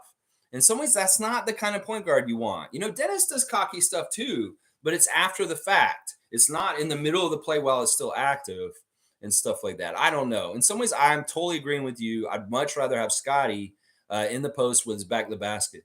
Fiercely saying, agreed with Dana. Giannis would be way more valuable to us than Dame. Yeah, I'd love to have Giannis over Dame Lillard any day. Yeah, I would say that too. Tom Diggs saying, Jake asking him about not limiting Gradey's potential by labeling it was a great answer. Yeah, I mean, Jake was on fire. It's amazing how short that interview is and how much information he got out of him, because he really did. He did more in that 12-minute interview than we're probably going to get from Kareem and all those idiots in the press room in the press conferences afterwards. He asked questions we actually wanted to get asked. And I love that. Sue's here. Good to see you. Play it again, Sue. Check out Sue's reaction channel. She does music reactions on her YouTube channel. Great stuff. Play it again, Sue. Give her a follow. Good morning, everyone. I've been having problems tuning in as my work is blocking a bunch of stuff. Glad I could be here today. How about that, Jake? What an amazing young man showing up the pros. Yeah, really impressed with Jake. Jake is a hero in Raptors land right now. He really is. He got an interview with Darko we were all dying to hear. And we really appreciate Jake for that. Sue, I'm sorry to hear that you've had trouble watching the show, but we know you're always here in our hearts. And I know you catch up when you can. And I'm watching your channel too, checking out your reactions. I love when you do YouTube reactions and Metallica reactions. Those are two of my favorite bands. And when I see you do some of those songs, like when you did Pulling Teeth, I was like, oh man, she's doing such a great, interesting Metallica song when you did Anesthesia Pulling Teeth. Really good music reaction channel. Check out Sue's channel, seriously. Most was saying, good morning, Raptor Freak family. The best Jake and only 13. Let's go. Yeah. Shirkan saying, good morning, Raptor Freak family. Stuck in a meeting, but still want to say hi. What time of year again? The season's going to be lit. Raptor Freak Rookie of the Year. Shirkan is excited to get into the next season, just like all of us are. Yeah, Shirkan, hey, do whatever you got to do. Have a good day at work and keep on keeping on, my friend. G saying, thank goodness Scotty's not ready for that yet. Yeah. Fiercely saying, how can we watch the Jake's Takes interview? Where is it? I put it in the description of this stream today. There's a direct link. So Fiercely, please give him give it a look. It's so required. You got to watch it. In fact, I watched it like 6 times last night because I just thought that the questions were so good. And I really, really studied Darko's facial expressions when the questions came and really, really wanted to get to know him. I was really FBI analyzing him. That's just what I do. Let's see. Sue saying good morning to Tom. Always good to see Tom and Sue. Evelyn saying good morning, my precious Raptor Freak family. There you go. Evelyn, we love you, Granny Evelyn. Always happy to see you here. Tom Duke saying he's got a heart emoji. Seymour saying, I seen the link in the Raptor Freak Facebook chat. Yeah, it's also in the description for this stream. Guardian Transit saying, I do not know of any team not into tax that has won. You have to spend the cash to put a winner on the floor. I'm not against that. And this is the thing. If we get Lillard, we're automatically in the luxury tax. That's another thing they got to worry about. It's like, all right, listen, are we still going to be like, because they're really thinking about switching gears if they get Lillard. In some ways, they're on the schedule with Scott. And kind of like, let's build. But if they bring Lillard in, it's a now thing. And that really is signified by going into luxury tax. And that's the financial thing. It's like, well, if you guys are going to spend this kind of money, you guys need to really try and win, is kind of what Larry Tannenbaum would say. So, yes, you're exactly right. The Warriors have very much spent money in that luxury tax. In fact, they're complaining that the second apron is a rule made up to go against them. They're whining and complaining. This is what Warriors Nation's saying right now. The Warriors are convinced that the NBA's rule changes, specifically the second apron and the star player resting policy, are partly geared towards stopping them. Oh my gosh, y'all feel persecuted with the second apron? Well, maybe they are doing this kind of stuff to try and stop teams from y'all from trying to have like a decade over a decade long dynasty. Somehow y'all are able to do that. I don't understand how the Warriors just got immunity from players not getting plucked from them, like Klay Thompson, Draymond Green, all those guys stuck together for so long. Well, you've had it pretty good, Warriors, and that's going to change now because the second apron is here. Too bad. Boo-hoo-hoo. Golden State Warriors, they're making rules to hurt us. Boo-hoo-hoo. Boo, Steve Kerr. Quit making excuses and just get better. How about that? Yeah, yeah. I crack myself up sometimes. Randolph Phillips is here. Blessings, beloved Raptor Freaks, most informative gang on this great, amazing day that was not promised, but was given, and here we are. Let's enjoy every moment of it by being a blessing to others. There you go, Randolph Phillips. Always a blessing to have you in the chat, and blessings to the Phillips family and all your friends and everybody in the Raptor Freak family. We always love our daily blessings. G saying, yes, Guardian, never understood this need to save the owner's money. You need to invest intelligently to win, and sometimes investing more in downtimes is necessary. The other thing is you make money from spending money. You know, when they invested in going over the salary cap and going to get that 2019 championship, well, it increased the value of our team a lot and made us the most profitable, most expensive team in Canada. We are the best sports franchise in Canada at this point. It's worth the most. And a lot of it has to do with spending that money on over the cap and going and getting that championship in 2019. So you spend to win, you win, you make more money after you win. That's for sure. That's right. Fiercely saying, I'm now in repeating myself, but getting Dame would add to the narrative. We need a superstar to win a chip. Haters like Stephen A. Smith, U.S. media will shit on us even more than what they're doing now. And thanks at Seymour. I don't know. We got that superstar. Wouldn't that just fill that void that they kept saying? The Raptors don't have a superstar. The Raptors don't have a superstar. Well, if we have Dame Lillard, don't we have a superstar at that point? I don't know. That'd be funny. That's maybe why they can't use that excuse anymore. And that's why they're getting all crazy right now. If you see, good point. Trevor's saying, we come together to support each other and not destroy each other. So be careful of your work. Your words, they hurt.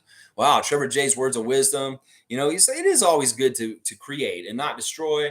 And that's really something that I've tried to take as a mantra for this channel. I've seen other Raptors creators that are very destructive, very much toxic, and very just like, I don't even understand what their content is. It just seems like it's like a hate diatribe or like a miserable fuck who flashes his porn searches on the screen by accident all of a sudden. That's what I'm saying. In some ways, we want to create with our content and our attitudes and the way we live our lives instead of destroying. That's very, very good advice. Seymour saying Scotty and Dame was at each other's necks that game. Yeah, Seymour shared this clip of them playing each other. And there was a lot of trash talking, and Dame was annoyed with Scotty. Scotty was kind of like, that young buck trying to come at him and challenge him. And Dame's like, who the fuck are you showing up and trying to do this to me? And there was a little bit of that kind of friction against each other as opponents and competitors. In some ways, Seymour, I don't see that as a bad thing. That's two guys that are competing at the highest level. And in some ways, it's Scott trying to show that he's an equal to Dame Lillard as far as like possibly being the man or a superstar. Now, will that kind of behavior not allow them to be friends if he shows up? No. In some ways, the dog and the competitor and each other respects each other. And I'm sure that Dame and Scotty could coexist on the same team. And that clip cannot be taken as like, oh, they don't like each other. That's just the heat of the battle. And in some ways, those kind of guys actually really like and respect each other when they're like that. So I won't say that precludes Scotty and Dame from playing with each other. That clip of them going at each other, no, I don't think it does. Cool Cat saying, good morning, Raptor Free Crew. What is this link for Jake's Takes? There's another YouTube link with the name. Well, the best link is in the description of this live stream, Cool Cat. It's the 110th episode of Jake's Takes. And yes, he's the man of the hour, Mr. Jake.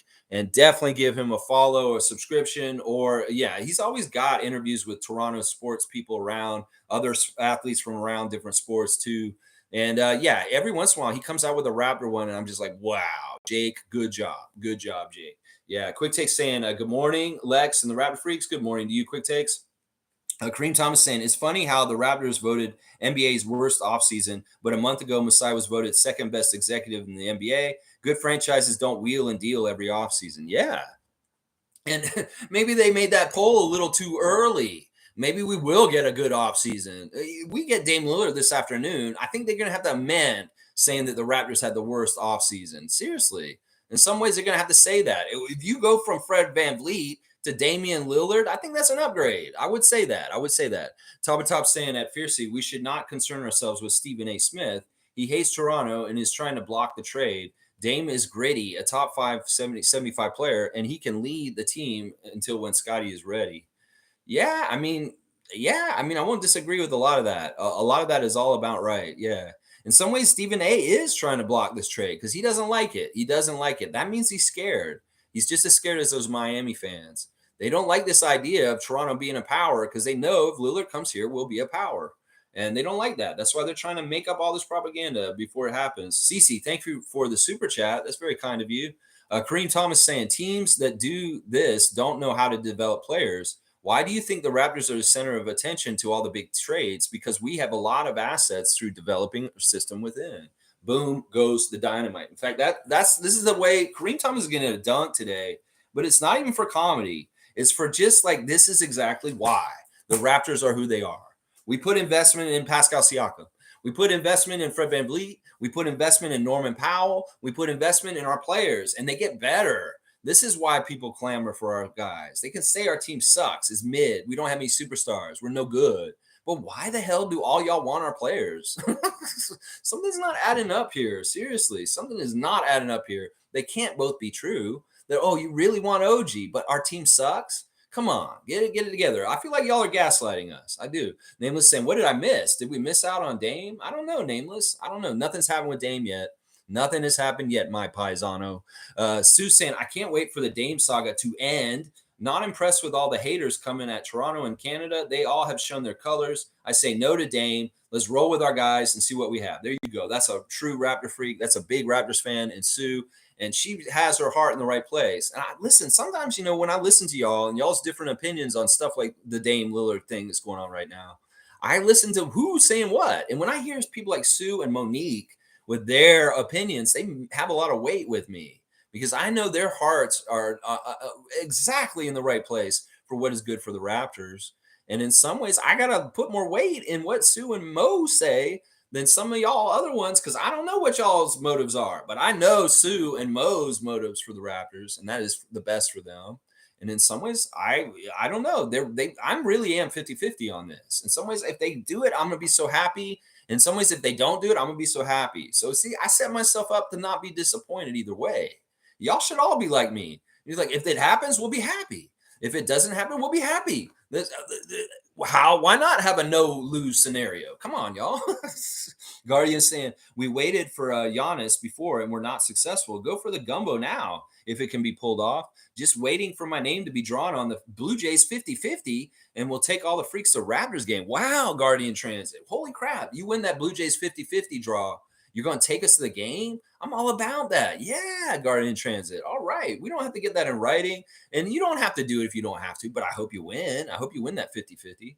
Top saying, Raps are deeper than most think. OG would have to go and not Gary, who was already a Blazer. I think the sticking point is Gradey.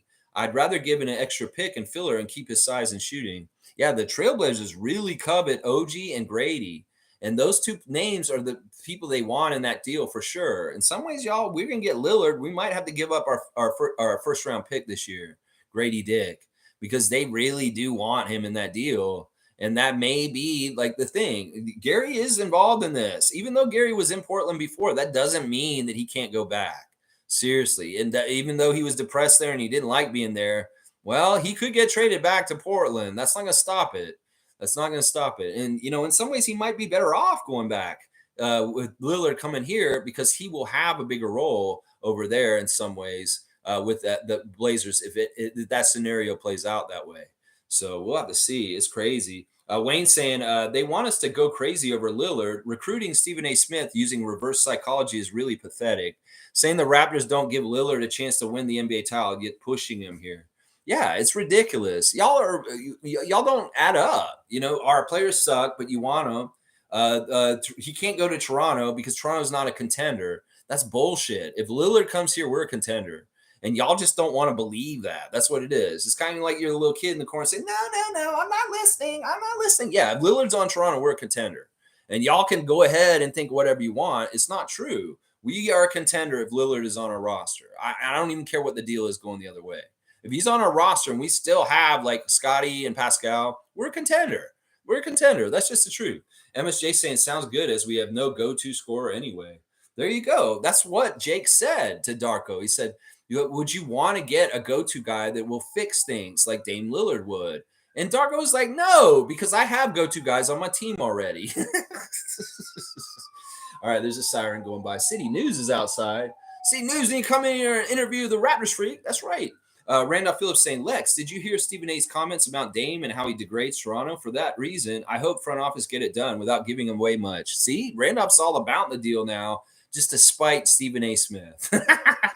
I love it. Yeah, if Stephen A. Smith's getting upset about it, maybe that is the right direction to go. A lot of fans were saying that. They're like, okay, now that Stephen A. Smith has made his opinion known about this, we need to make this deal happen, is what people are saying. Top of Top saying the East is not strong in my eyes this year and ripe for us going far if we make the right moves. I agree with that. Fiercely Salsera saying, off topic, congrats to Breanna Stewart at WNBA MVP. An idiot went on Liberty Post to say Wilson deserved it more, was told to watch the stats, and he blatantly said he did as he bet on them. Disgusting. Oh, okay. Listen, I've been hearing a lot of fallout because of the WNBA MVP race. It was really, really close. 3-woman race.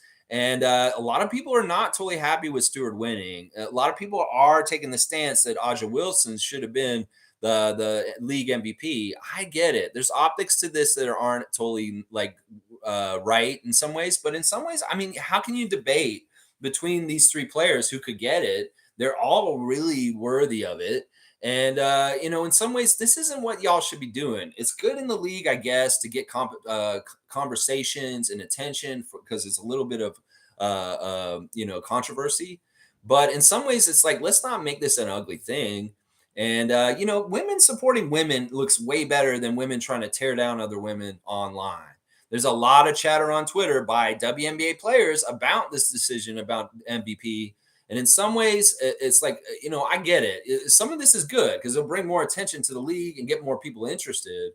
But also at the same time, let's not look petty or weird. And also, I don't know. I can't say for sure because I didn't watch all of the WNBA games this year. I didn't watch a whole lot of them, actually. I just kind of paid attention through the fantasy. And I can look at their stats and compare them. But in some ways, people got to understand MVP isn't just stats. It has to also do with the impact on the team and how they won because of that person. And it's a controversial MVP because people are really like, it's so close. And in some ways, y'all robbed maybe Thomas or Wilson. So most saying Darko hit the nail on the head in reference to Scotty, Gradey, and Yachts. Jake saw my comment. Contracts Jake and his wife Dina on being, congrats. Jake and his wife Dina on being honored by their alma mater, Niagara University.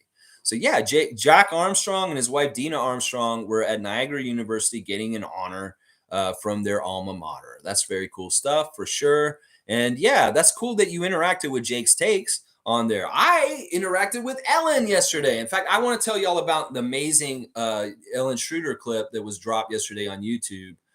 Dennis's wife posted a clip of, they're in Germany and they need a freezer. And this is amazing stuff. I mean, this is beyond open gym level kind of insider stuff. You get to watch our new point guard, FIBA World Cup MVP and gold medal world champion, Dennis Schroder, shop for a new freezer. And first, they get into the store, and there's no help to be found. And Dennis is yelling across the store, "Hey, can somebody help me?" Except he's saying it in German because he's in Germany. And there's nobody there to help him in this store. And they're walking around looking at fridges and stuff.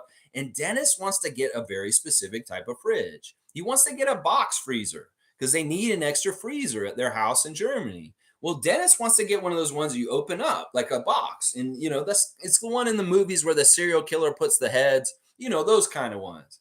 And well, Ellen's like, I don't want to get that one because it's like you got to go so deep to get it. And you forget about stuff, and then it just stays in there, and you have to defrost it. And then they get the person to finally come and help them in the store. And the guy in the store, there's a lot of going on out there right now. I don't know whatever they're doing. The guy in the store agrees with Ellen. Box freezer, because you have to come out there. Yeah, what the fuck are you saying, guy at the store? Let Dennis get his box freezer. And I wrote a comment to Ellen afterwards on the stream. I said, Ellen's logic is very sound. She's right in some ways. It's true. Those box freezers will have stuff sitting in them and just sit in there and be frozen for like years. You forget about it. But they've got to understand. I grew up in the South in Florida, and there's men down there that like to hunt and they like to get meat like venison, and they need a good freezer to throw that stuff in there. So I was trying to explain to Ellen that what Dennis is talking about is he wants that feeling of having a meat freezer. So you can throw a bunch of meat in there and have it frozen. He doesn't care about defrosting it or all that. You got to do that with meat anyway from a freezer. And that you can have the upper level shelf in the freezer for more recent stuff that you don't want to freeze totally. There is a part of it that's up higher that you can still use as a more short-term freezer. And then you have your deep freeze long-term stuff. And it's usually a lot of meat. Like somebody will go out and go hunting and they'll bring back a deer carcass and they'll throw it in there. That's just from me growing up in Florida. I know about this stuff. So I wrote the comment. I said, well, I think this is what Dennis meant because it's a feel thing. It's a feel thing that Dennis wants that box freezer so that he can have this feeling of like open it up and grabbing the steak. And that's just a thing that a lot of men in the South like to do. A lot of women too, I'm sure. So, I wrote the comment. She loved it. She loved my comment. She's like, oh, heart. And I think that I helped bring them back together because there was a little bit of fighting between them. You could tell Dennis was kind of like, and they were kind of at odds. And Dennis kowtowed. He said, you're right, honey. And they got the freezer she wanted to get. So it's an interesting clip. You really get to know their relationship. And you see how they bond afterwards. And they're still so tight. And she gave him this really nice bracelet for his birthday, his 30th birthday. And they're just a beautiful couple. So beautiful and amazing. And it's just really cool content. Definitely watch Ellen Schroder's latest clip. It's like stuff you wouldn't imagine you'd ever get to see from your NBA players that play on your team, that you'd ever see this kind of mundane, everyday kind of stuff. Dennis and Ellen shopping for a freezer. That is what you get if you watch that. So it's crazy. It is so crazy.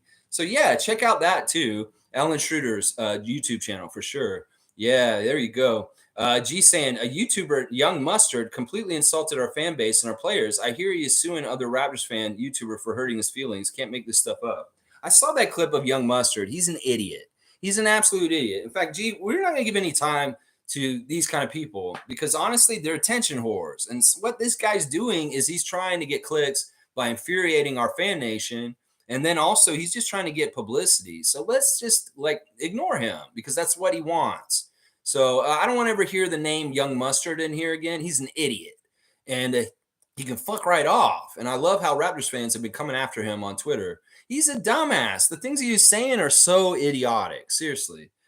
Guardian saying, my take, Darko does not want to be predictable. I can see him developing players using their strengths in different ways to make them all valuable in their own ways. Yeah, let's get new stuff out of guys that have already been kind of known quantities. Like, what would he do with OG and Pascal? In some ways, we kind of know what they both do really well, but maybe there's a new wrinkle that Darko's going to add to these guys on top of what they do. Maybe there's something that he sees in Pascal that Nick didn't see, and he's like, you know what? You could be doing this too. And would you like to do this, Pascal? And he's like, you know what, Darko? This is kind of fun. This naturally comes to me. And boom, all of a sudden, Siakam has some sort of new skill that none of us saw coming. So I think this is true. I think that Guardian's right, that he wants to be unpredictable in certain ways. And that's part of the way why he doesn't want to designate a clutch guy to take over at the end of games to win games, is because if you have Lou Williams, and we know you're going to go to Lou Williams, Dwayne Casey, then the other teams are going to go guard new Lou Williams every single time. You're going to go to him at the end of the game every single time. Kareem Thomas saying, Dame makes Toronto a contender, but Giannis makes us a champion. Question is, are we willing to part ways with Siakam? And if not, what trade packages can we offer the Bucks? That's the thing. If we're going to get both Lillard and Antetokounmpo, Siakam will not be here after that. He really won't.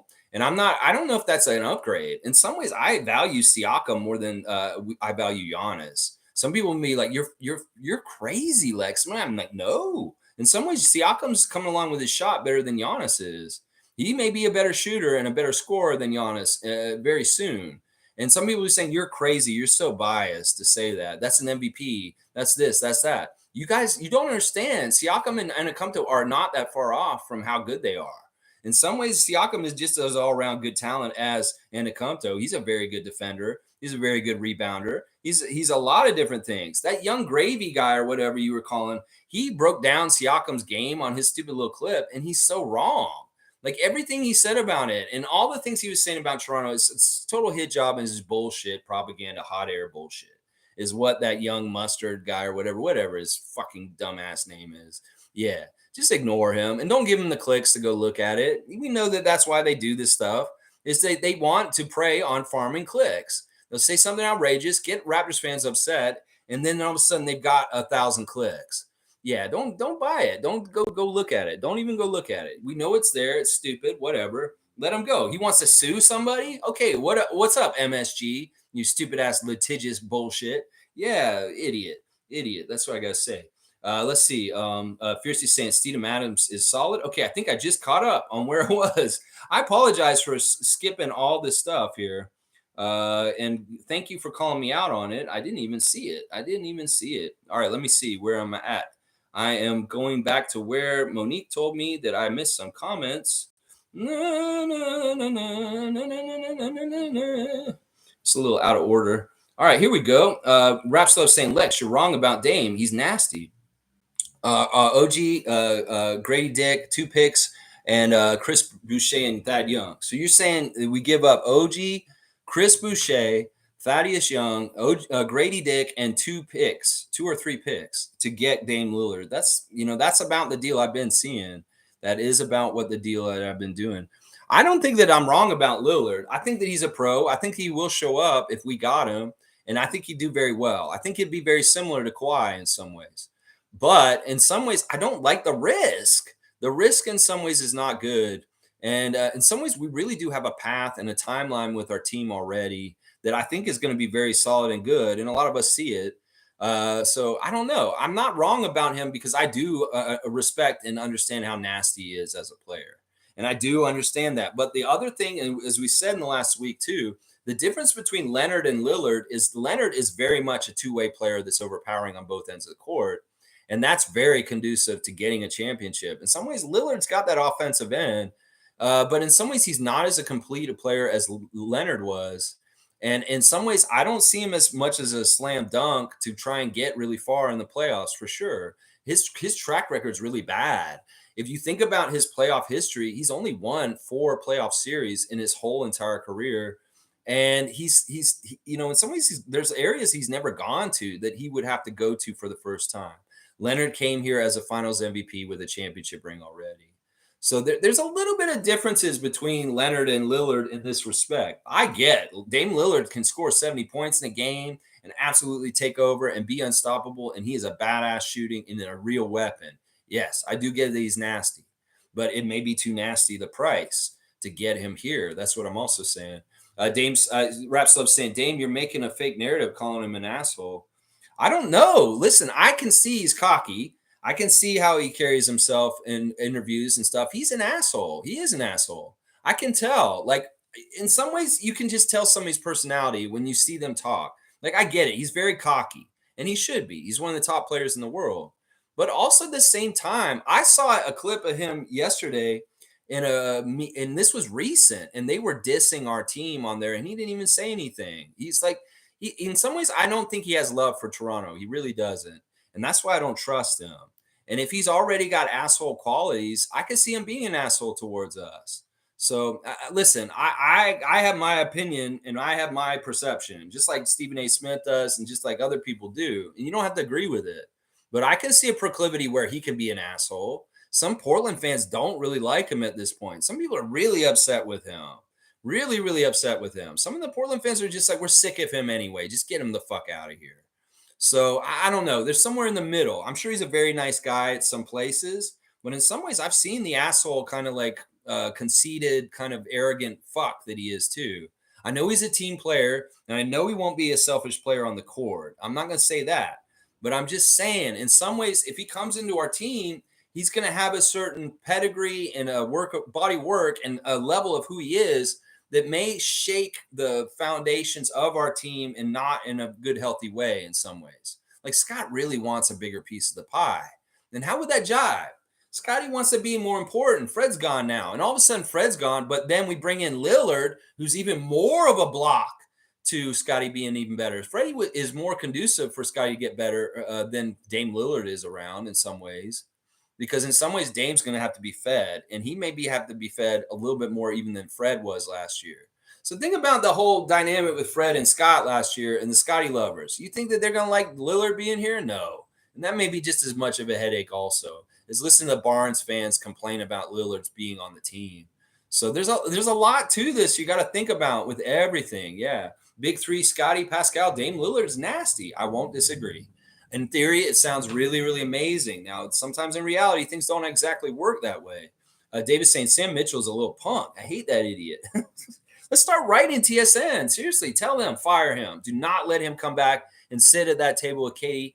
No, we don't want him there anymore. Kate Burness, no, you don't let him into the studio. Say he shows up like there. He says, I'm sorry, Sam. I'm a nice person. I want to let you in, but TSN won't let me. I'm sorry, Sam. Yeah, that's what we want. Stargate's here. Good to see Stargate. See, this is why we need someone in our Canadian media who would have the balls to check people like Stephen A. Smith, etc. Yeah, I don't know. It's like a pundit. I don't know. In some ways, there's the need for that job is not there because they're really, I don't know. Maybe I could be that guy. I don't know. In some ways, I'm doing that on some level here, checking him in some ways. I mean, TSN and SportsCenter aren't going to do it. In some ways, they have no interest in standing up for the honor of the Raptors. So it's not like, I don't expect any mainstream media to do this. In some ways, Stephen A. Smith is an entertainment person. He's not even a journalist. And in some ways, it's like, why do we even, I know we're talking about him right now, but in some ways, does he really matter what he thinks or what he says on TV? Sure, maybe with perception and things that happen around the league. But for the most part, really what he says and he cares about doesn't matter. We still won the championship in 2019.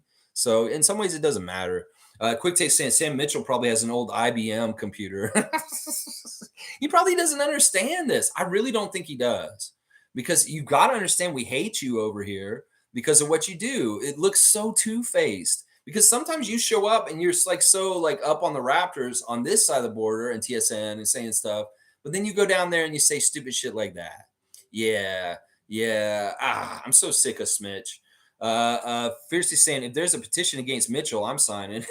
Seymour says Sam Mitch. Yeah. Stargate saying what? Wait, didn't Sam Mitchell's play in Minnesota? He has the nerve to talk about cold. I know. Seriously, that man is more a Minnesota Timberwolf than he is a Raptor, y'all. I mean, he never played for the Raptors as a player. He was only a coach for us, but he played for the Timberwolves, and he's kind of like a legend in their franchise. And he's very much celebrated down there. He's more Timberwolves Nation than Raptors Nation.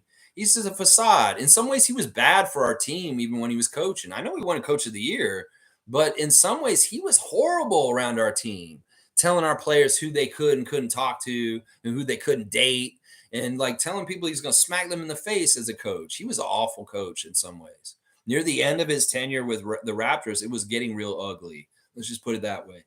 Top saying, I couldn't believe it was the same Sam Mitchell that said that. I thought it was another Sam Mitchell to say something that stupid, especially having worked here and he played in Minnesota. Very cold there. Yeah. And it's not like he hasn't been around Toronto for years and years and years. Why are you saying this shit? You understand this whole phenomenon, what I'm talking about, the perception about Canada being too cold and Texas dry. Why are you trying to hurt the team you cover, Sam Mitchell? Why are you doing that? Oh, is it because you want to show that you're more on the U.S. side? Sometimes I feel like that's what it is. Vince Carter did the same damn thing when he went to the broadcasting booth. He didn't want to show that he had homerism for Raptors in any kind of way, so he doubled down the other direction and talked shit about us most of the time. This is why Vince, in some ways, I hate him, is because it wasn't just that he did that deal happen and he went to other teams and he played way better after he left us. It wasn't just that kind of crap. It was after he retired even.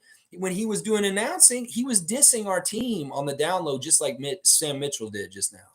So it's like, whatever. These guys are fucks. And, they may be a part of our Raptors history, but they don't help us now with what they're saying on the airwaves. They really don't.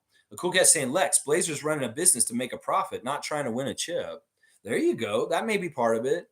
I think they're just dysfunctional. They don't have good leadership. They've had bad ownership. They've had a lot of the similar problems that the Suns have had in the recent years with sexual harassment issues and people having to resign. So, Portland is not the best run NBA franchise. And in fact, they're a very good example for why we should be feeling very grateful about our ownership group and our front office, because Portland's a very good bad example of a badly run team. So yeah, Wayne saying Sam Mitchell gave every Raptors game bad karma. Get rid of his ass. Wait for Nick Nurse in the coming years. He will be going there to do too with the dissing of the Raptors. Who knows? We'll see. We'll see if Nick even does broadcasting. I doubt he will. In some ways, he doesn't have the voice for it. In some ways, he doesn't really have the patience. I don't think he's going to ever do broadcasting. I'd be shocked if he does, but maybe he does. We'll have to see. Quick Take saying the Giannis sweepstakes, just let him know there is a home here if he wants it. Welcome with open arms. There you go. He knows that. He knows he can come here, and that may be part of the reason why he feels emboldened that he can say, if the Bucks don't get their act together, I'm leaving. Because he knows he could have the Raptors in the wings waiting for him to land him here. Sue saying, I agree, Stargate. We need more people calling these xenophobes out. In some ways, we don't care. It's hot air. But in some ways, you're right. And maybe, I'm the start of it. Maybe it's more of us as fans saying things more on social media, calling them out for it. We make it more aware. That's how these things start. You make somebody more aware of the problem and the issue. And when you have a grasp of what is happening, then you can go and do something about it by talking about it. There's a Greenbelt scandal, where there's whatever issue. And this is one of them. And in some ways, just people saying the word xenophobia from the States about Canada and the Raptors is starting the conversation and getting it out there. Wayne saying nothing dumb in passing on Lillard. Where's Phoenix with Durant? Where's Dallas with Kyrie? Our model works. Nothing stupid in passing on some of those so-called superstars. Go get Harden. Try that. Yeah, I'm not trying to get James Harden this summer. No, we're not. No, we're not. We're not dumb. I get this. People think there's opportunities and they say, oh, why didn't we do this? You don't know what the opportunity was. So you can't say that that we passed on them. Lillard, Stargate saying Lillard is a superstar. How many times has he gotten his team to the finals? How many times has he took his team to the Western Conference Finals? How many times has Lillard got his team to the number one seed in the West? What is you guys' idea of a superstar? Someone who can entertain you with tons of scoring? I know. That's what I wonder too. In some ways, people are very much making this point. Instead of Dame Lillard being in the top 75 of the NBA all time, Tony Parker should be in the top 5 of the NBA all time. In some ways, the accolades and the accomplishments of Tony Parker outshine Dame Lillard, and that's an omission and a jab at the Spurs nation, that they don't have Tony Parker on the top 75 players of all time. I get that. I get that argument. In some ways, Lillard is a way better player than Parker. I can say that. But Parker has a way better resume and a way better record of success. So it really is what you want to gauge it on. You want to gauge it on fancy dribbling and a fun beard? Go ahead, put James Harden on your top 75. In some ways, he's a hollow superstar that never won nothing. Sure, he made the playoffs every year, but has he ever gotten a ring? No, he hasn't. So, yeah, there you go. I like what Stargate's asking here, these questions. What is a superstar? Is a superstar a man with a ring? Well, Siakam's a superstar then. That's right.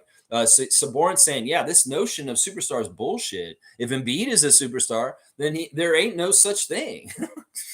Yeah, let's pile on Embiid for no reason right now, David. That's good. I love that. Top saying at Stargate, who has Dame played with on the level of Pascal and emerging playing like Scotty? He's never played with that level of team except for maybe McCollum.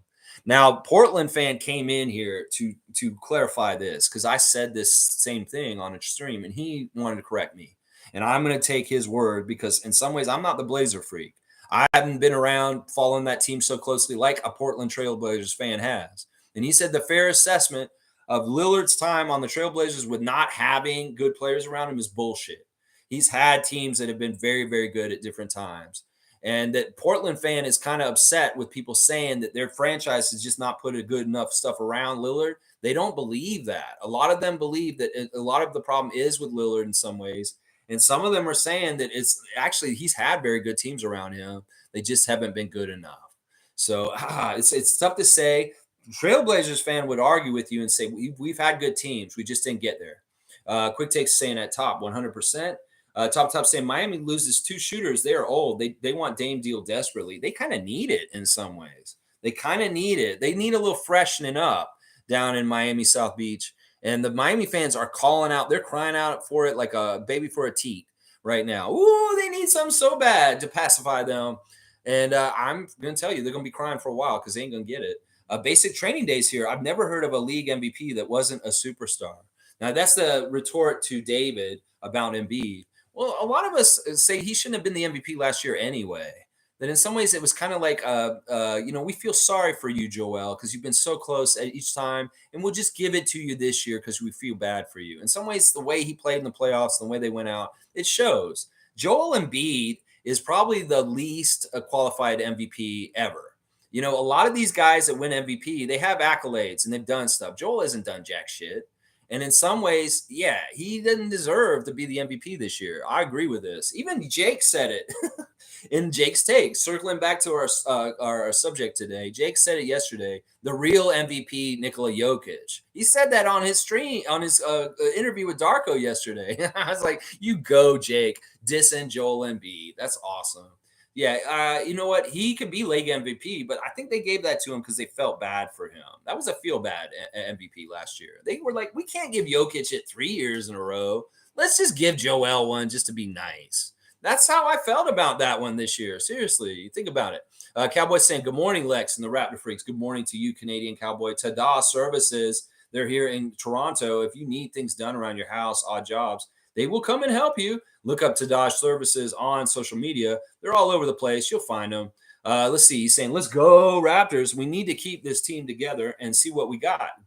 Got to go. Later, Lex and Raptor Freaks. Have a great day. Deal. Be safe. Bam, bam, bam. Good to see you, Bradley. Wayne's saying, Raptors suck. Raptors suck. They're no good. Hello, FanDuel. Can I get $2,000 on the Raptors? Shh. There you go. Wayne Stranger's figured it out. He's going to say, y'all going to put them down, give out all this insider information that the Raptors are bad. Well, he's going to go to FanDuel. He's going to put some bets on the Raptors and make some money off y'all speculating that they're so bad. That's right. If you have some money, you want to put it on bet that the Raptors are going to make the playoffs this year. I'll bet you'll make money because they will, and everybody else doesn't think they will. There you go. The Vegas odds are probably really in your favor to get a good, nice payoff. That's right. MSJ saying a Dame deal won't go down unless the Dame people give the silent nod to Toronto. Seems we were exploring, but if Dame snubs his nose at us, that's what he does. Doesn't mean we passed on him. I think this is exactly right. Chris is exactly right. In some ways, Bobby and Masai are feeling the room. They're kind of like, well, does he seem like he wants to come here? Maybe they've reached out to him, talked to him a little bit about it to see how he feels. And that is important. There's a dumb rumor going around yesterday that they're working on getting him a visa to come to Canada right now at the embassy in Portland. It was bullshit. It's all speculative. Yeah, don't believe anything until you see a Woj bomb. That's what I'm going to say right now. Don't even believe if Shams puts it out. Fuck Shams. Sham is a sham. If Woj drops that bomb, then you can believe it's true. And make sure it's the Wojnarowski with only one R in his last name. There is an Adrian Wojnarowski on Twitter right now that looks exactly like his account, and it's a troll account that's masquerading like him. Thank you, Elon, for your fucking muddled bullshit with reality and the stupid-ass fake accounts that are out there with blue checks. Yeah, you made a fake Adrian Wojnarowski account, and now they're dropping bombs, and they are totally fake. So just make sure there aren't extra letters in the Wojnarowski at the end before you read anything and buy into it. Make sure it's the verified real Woj. Because in some ways, he's the best reliable person at this point for NBA breaking news is Adrian Wojnarowski. That's right. Let's see. David's saying, Wayne, you talking about the over-under? 36.5 still. 36.5 wins for this season. Ooh, I think we can go over that. Wayne's saying, David, I don't know anything about gambling. I'm going to go need help. Shh. Yeah, Wayne's going to make some money this year. I'm all for it. Stargate saying, top of top, just because you play with the other big talent doesn't mean you are a fit for the team and will win. Nets, Sixers, Lakers, Clippers have all proven that. Boom, goes the dynamite. In fact, this is another dunk I'm going to give somebody that's not even about being funny. This is just a truth about basketball. You know, the Nets really proved this in the last couple of years. The Lakers have proven this a couple times in the last couple of years too. So Stargate, you're getting that dunk, third dunk you've ever gotten. And I agree with this. Just because you can collect a bunch of superstars, sometimes it's really bad for your team. You really need a certain pecking order and certain like levels of things. I think even the situation in Phoenix is doomed. It's absolutely doomed right now because there's only one ball. And how the hell are you going to get so many shots for Kevin, Devin, and Bradley? Yeah. I'm telling you, they don't have enough of the other stuff. They've got a lot of good shooting, but they don't have enough of anything else on that Phoenix team. to be a team that's not one-dimensional and going to be really easy to beat in some ways. You outscore them, sure. You got to play a little bit more defense than them. But yeah, Suns are a fallacy. And people can look at that team and say, oh, they're going to be a contender this year. I don't see that. I don't see that. I think the Suns will be a good regular season team, but they'll fold in the playoffs pretty quickly and be out really fast. Watch. Yeah. So I agree with Stargate here, right here. You can get players together. It doesn't mean it's going to work. In fact, you got to really be smart and really master craftsmanship, your GM work of putting that roster together with the right role players, the right fitting together of what needs to be done on the basketball court. And if you have too many guys that do the same thing, well, then you're in trouble. And sometimes we worry about that with our team, but the too many guys that do the same thing are the guys that do everything. So in some ways, I get why they did this way. I don't know. It's weird. Kuket's saying, I could see Jakob get a mid-range shot to help the team. He does have a mid-range shot. His range goes out to about 15 to 20, but it doesn't go much further than that. He won't shoot threes, and he should not shoot just inside the three-point line either. So I could see he has a mid-range to a degree already. And then some of it's really just one-handed hooks, kind of like around the lane. But he does have a shot down there. And even Darko mentioned that he likes Jakob's offense. He said he's a very talented offensive player. Well, it's around the basket. It's not outside. Cool Cat saying, regarding Kevin Durant, he asked for Pascal to join his team. There you go. He sees how good he is. The NBA guys know how good Toronto is. They know how good the players are. They know how good Masai is. It's the press that wants to make it seem otherwise. That's right. Stargate saying, bring Lillard here if we can keep OG, Pascal, and Scotty. Yes, by all means, bring him here. Other than that, stand pat. Yeah, all right. I don't know if we'll be able to keep OG. OG is probably for sure going if there's a Lillard trade. He will definitely probably for sure. Let's see. Basic Training Day saying Clippers have had great chemistry and the stars fit well together. They just can't stay healthy. That may be true to a degree, but in some ways, once again, that's something you got to figure in and factor in. The Raptors did a really good job of factoring that in with Kawhi when we had him for the 1 year. The Clippers had hoped they could get that same kind of success with Kawhi. Well, it just doesn't happen. I get that. And that is an excuse. But in some ways, these guys sit a lot. They sit a lot. And also, their chemistry sucks when they are together. Like when they all get out there for being together for so long, Paul George and Kawhi Leonard, they have not built a foundation of chemistry with a core there. They still haven't because they're always hurt and they don't play enough. And then when they do play together, they don't play together. They don't act like they're playing together as a team. So there's a lot more issues in Clippers land than just injuries. They don't actually connect with each other and play like a team when they are all healthy. So, yeah, there's a couple problems there. Stargate saying, I get it. You folks, you just want to be entertained by high scoring and last-second shots. No trying to win championships. I get it. He's talking about Lillard is what he means, Basic Training Day. I believe this too. I think a lot of younger fans are really enamored with the offensive side of basketball, and they really forget how important the defensive side is to actually be a truly successful NBA team. And they really, really overvalue scoring. This is part of the reason why idiots out there are trying to argue that Tyler Hero is better than OG. And it's absolutely wrong. Absolutely wrong. Tyler Hero is not better than OG because OG is such a good defensive player. And that's the thing. Youngsters, you got to realize there's two sides of the ball. You can like the dunks. You can like the last-second shots. You like all the scoring and the three-point shooting. But the thing that wins championships is still defense. And until you realize that and you start giving respect to people that are good defensive players in this league, you're missing something. You have a blind spot. And I'll just say that. There you go. That's what he meant. That's what Stargate meant right there, what I was just talking about. Quick Take saying it feels good to have options. That's the thing. Masai and Bobby are smart. They keep themselves able to go in any direction. And other teams are hamstrung. They can't. Miami, they are in hamstrung. They cannot do as much as we can. That's right. That's right. Basic Training saying, are you here to troll Stargate? No, Stargate doesn't troll. Stargate's a regular on this channel. We like Stargate. We do have differing opinions. A lot of us, the one thing we care about is your allegiance to the Raptors and wanting them to win championships and being a real Raptors fan. We're not about negative fans. We're not about cynical fans. We're not about fans that put our team down and say they're fans. No, we're all for this team. And Stargate's not being a troll. We're just getting different opinions. I don't know you, though. And in some ways, you're showing me that you're an Embiid lover or something. Are you a Philly fan? That's what I want to know. In some ways, we don't mind Philly fans in here. We have a lot of good friends that are Philly fans, that come in and frequent our channel, and we have friendships with Sixers fans. So if you are a Sixers fan, you're welcome here. As long as we keep things civil and we can talk and about basketball stuff, we have no problem having other fans from other nations here. Basic Training Day. So let us know what your allegiances are. If you are a Raptors fan and I misread you, I apologize. But yeah, right now I feel like you're a Sixers fan, just from what I'm seeing. Wayne saying superstars deliver nothing but a big, huge bill currently. I love this. This is pretty good. Is Phoenix or Dallas championship contenders with Durant and Kyrie? Our model works. LeBron has been watching finals from home. How about Harden? Bam, bam, bam. Damn.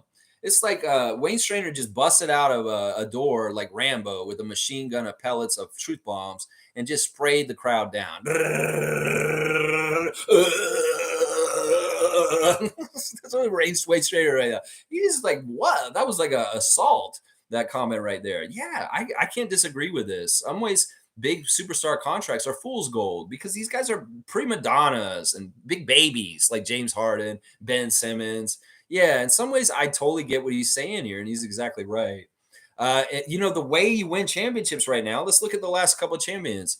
You got a good team. You got some superstars, but you have role players. You play good defense. You play as a team offense, and you have good things happen. Denver Nuggets, Milwaukee Bucks, even the Golden State Warriors 2 years ago, they're all team-oriented teams that rely on good defense to an extent, but also role players showing up with the superstars and doing dirty work and important things like that. Kevon Looney, Bobby Portis Jr. People like that. People like Bruce Brown, who played for the Nuggets this year. They do the dirty work. They do the secondary stuff besides Jamal Murray and Giannis Antetokounmpo and Steph Curry. That's the whole fleshing it out. Yeah, LeBron, you can get an all-star team in LA. It won't work. Get the Dwight Howard, get Rajon Rondo, recycle all these old Lakers and have them come back, these old heads. It won't work. You can have all that star power in the world. If the recipe's not right, you ain't going nowhere. You ain't going nowhere. That's right. Let's see. Stargate saying basically Training Day. I don't troll, sir. I'm a grown-ass man. I don't have time for nonsense. Stargaze is it. I'm a grown-ass man. I don't troll. I was like, listen, I don't have to be under a bench making my comments. I am very much myself, and I'll just say it right here. And I love that about you, man. I love that about you, Stargate. It's all good. It's all good. Basic Training saying you have a lot of troll energy. Stargate is not, though. Stargate's been here for a while. Like, we've had Stargate frequenting this channel at least for a year, if not longer. I don't even remember when Stargate started showing up. Stargate has been contentious with different people at different times in this chat, but I've always felt that Stargate was adult and mature about things and very fair. We like differing opinions. In some ways, as long as I know that you're a good Raptors freak, like a fan of the team, we have no problem with them. So, Stargate's awesome. And he may be sounding like a troll to you, but I don't see him as being a troll. And sometimes I think that some of his comments are really funny. Infamous is saying, salute Raptors family. Great interview. Darko was dodging some questions like Neo in the Matrix. In some ways he wasn't really dodging them, though. He gave a lot of tells. Like, he may not have said some things, but if you look at his face, he tells you enough. You can read between the lines when he got asked about Dame Lillard, how he feels about it. Yeah, you can tell.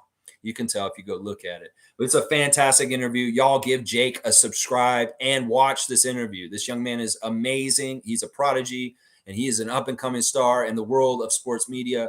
Jake's takes is going somewhere. I'm going to tell you that right now.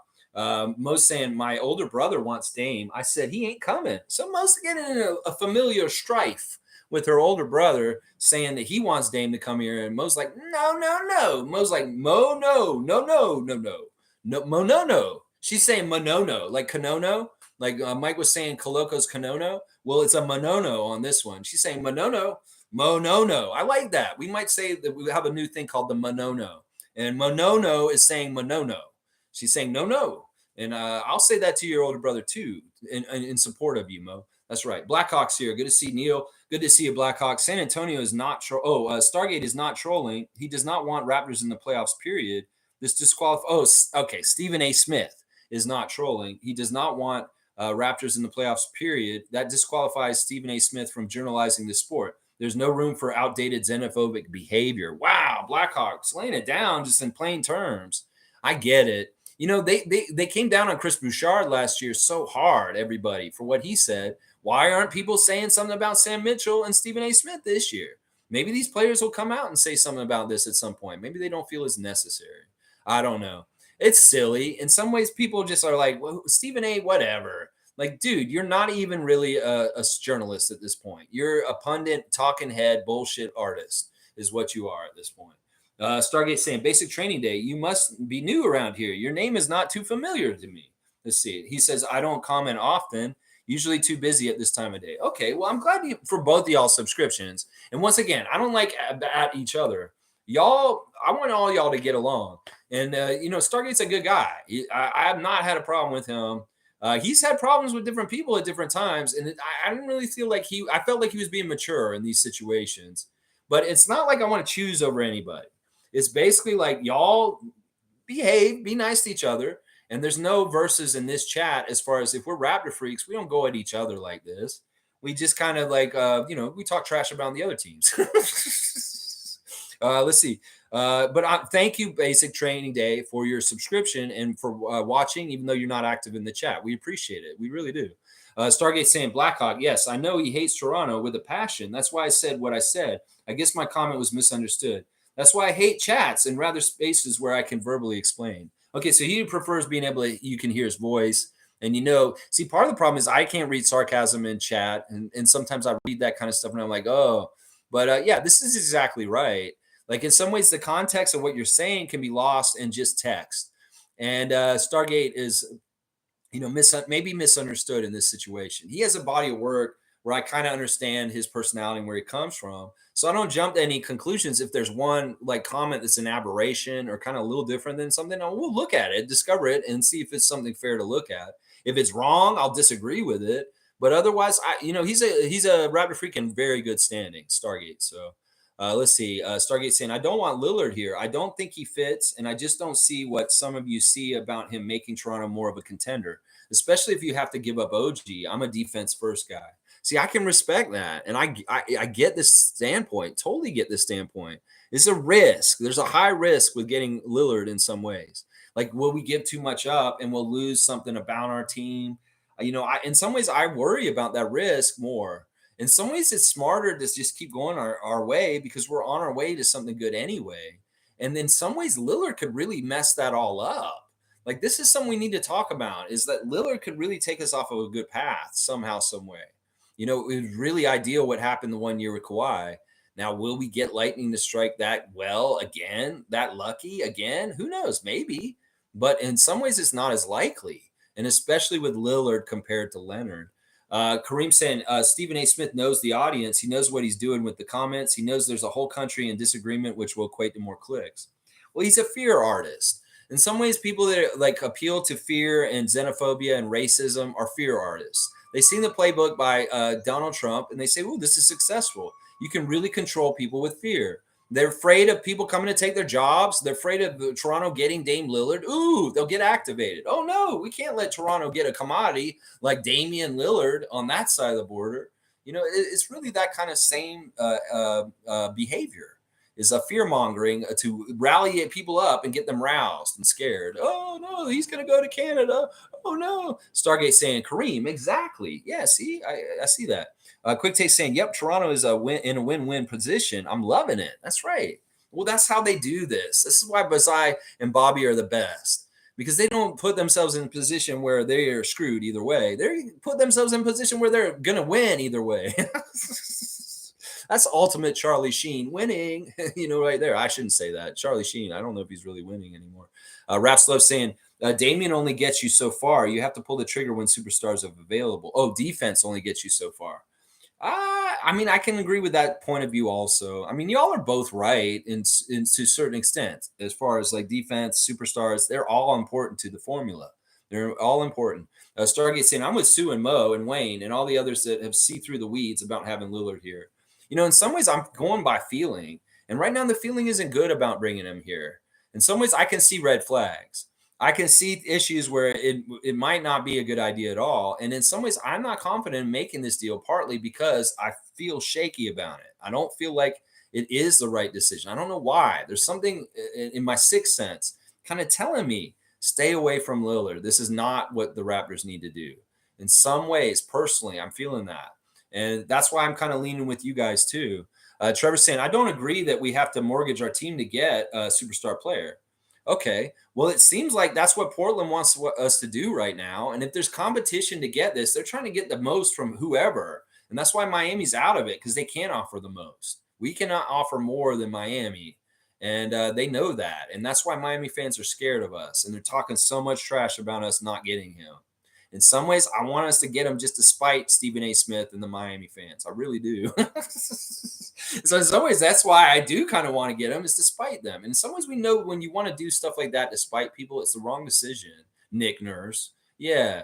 You make decisions to spite other people. Sometimes that's not the decision you should be making, because that's not the energy why you should do it, Nick Nurse, going to Philadelphia. Yeah. Yeah. Doing things out of spite gets you hell, is what happens sometimes. So in some ways, maybe getting Lillard to spite Stephen A. Smith isn't the right move, partly because of what I just said.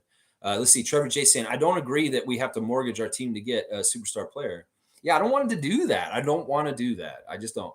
Rap Love saying, we need to get better. Heart makes you think better than you are. Sorry, Sue, you're wrong. I don't think that's true, though. Once again, I think that even in Raptors Nation, we don't give enough credit to our team being very talented and having so much potential. Once again, I said it last year, Scotty, Precious, Gary, Koloko, all these guys can make jumps. And if they all make jumps together, the team is better. I'm telling you. So Scotty gets way better this year. Precious is even just a little bit better. You know, we have the addition of Gradey. Maybe even Gary gets better this year in some ways. You might be shocked about how much you can increase and get better with the existing cast of characters just through inward development, people doing it on their own and coming back from the summer and showing leaps and bounds in their game. Scotty Barnes, right there. I'm going to tell you that right now. There you go. And that's really what we mean with this, is that, you know, we don't need somebody to come save us. You know, if you think Dame Lillard is just going to come save us, that's not the way to think. We're going to save ourselves. We don't need anybody to come save us. Tom Duke saying, wouldn't we be bored if we weren't in the middle of all the trade talks every year? I never make my mind up, so I don't get too invested eventually or frustrated. Yeah, Tom, that's a good way to do it. I think that that's part of it. Is sometimes people want to make camps. I mean, like, I'm a Scoot Henderson camp. I'm a Victor Wembanyama camp. I'm a Jalen Suggs camp. I'm a Scotty Barnes camp. There's no reason to do this. We don't have control over the situation in any kind of way. And that's why people do this, is they want to have some sort of part of it or control of it or ownership of it. Fuck that shit. The people that decide are in our front office, and the players and the agents and the people that do the work to work it out. And we are just spectators. We just watch, we see what happens, and we accept what happens, and we move on. You know, if things aren't good and they don't go well, maybe we don't accept it very well, and we make a loud noise and we have a problem. But for the most part, we're spectators, and we're supposed to just watch and let them do their jobs. And in some ways, we don't know what we're talking about. Rapslev saying, bye, OG and Gradey Dick. I mean, those are the two names they really want, and they will be in the deal if it happens.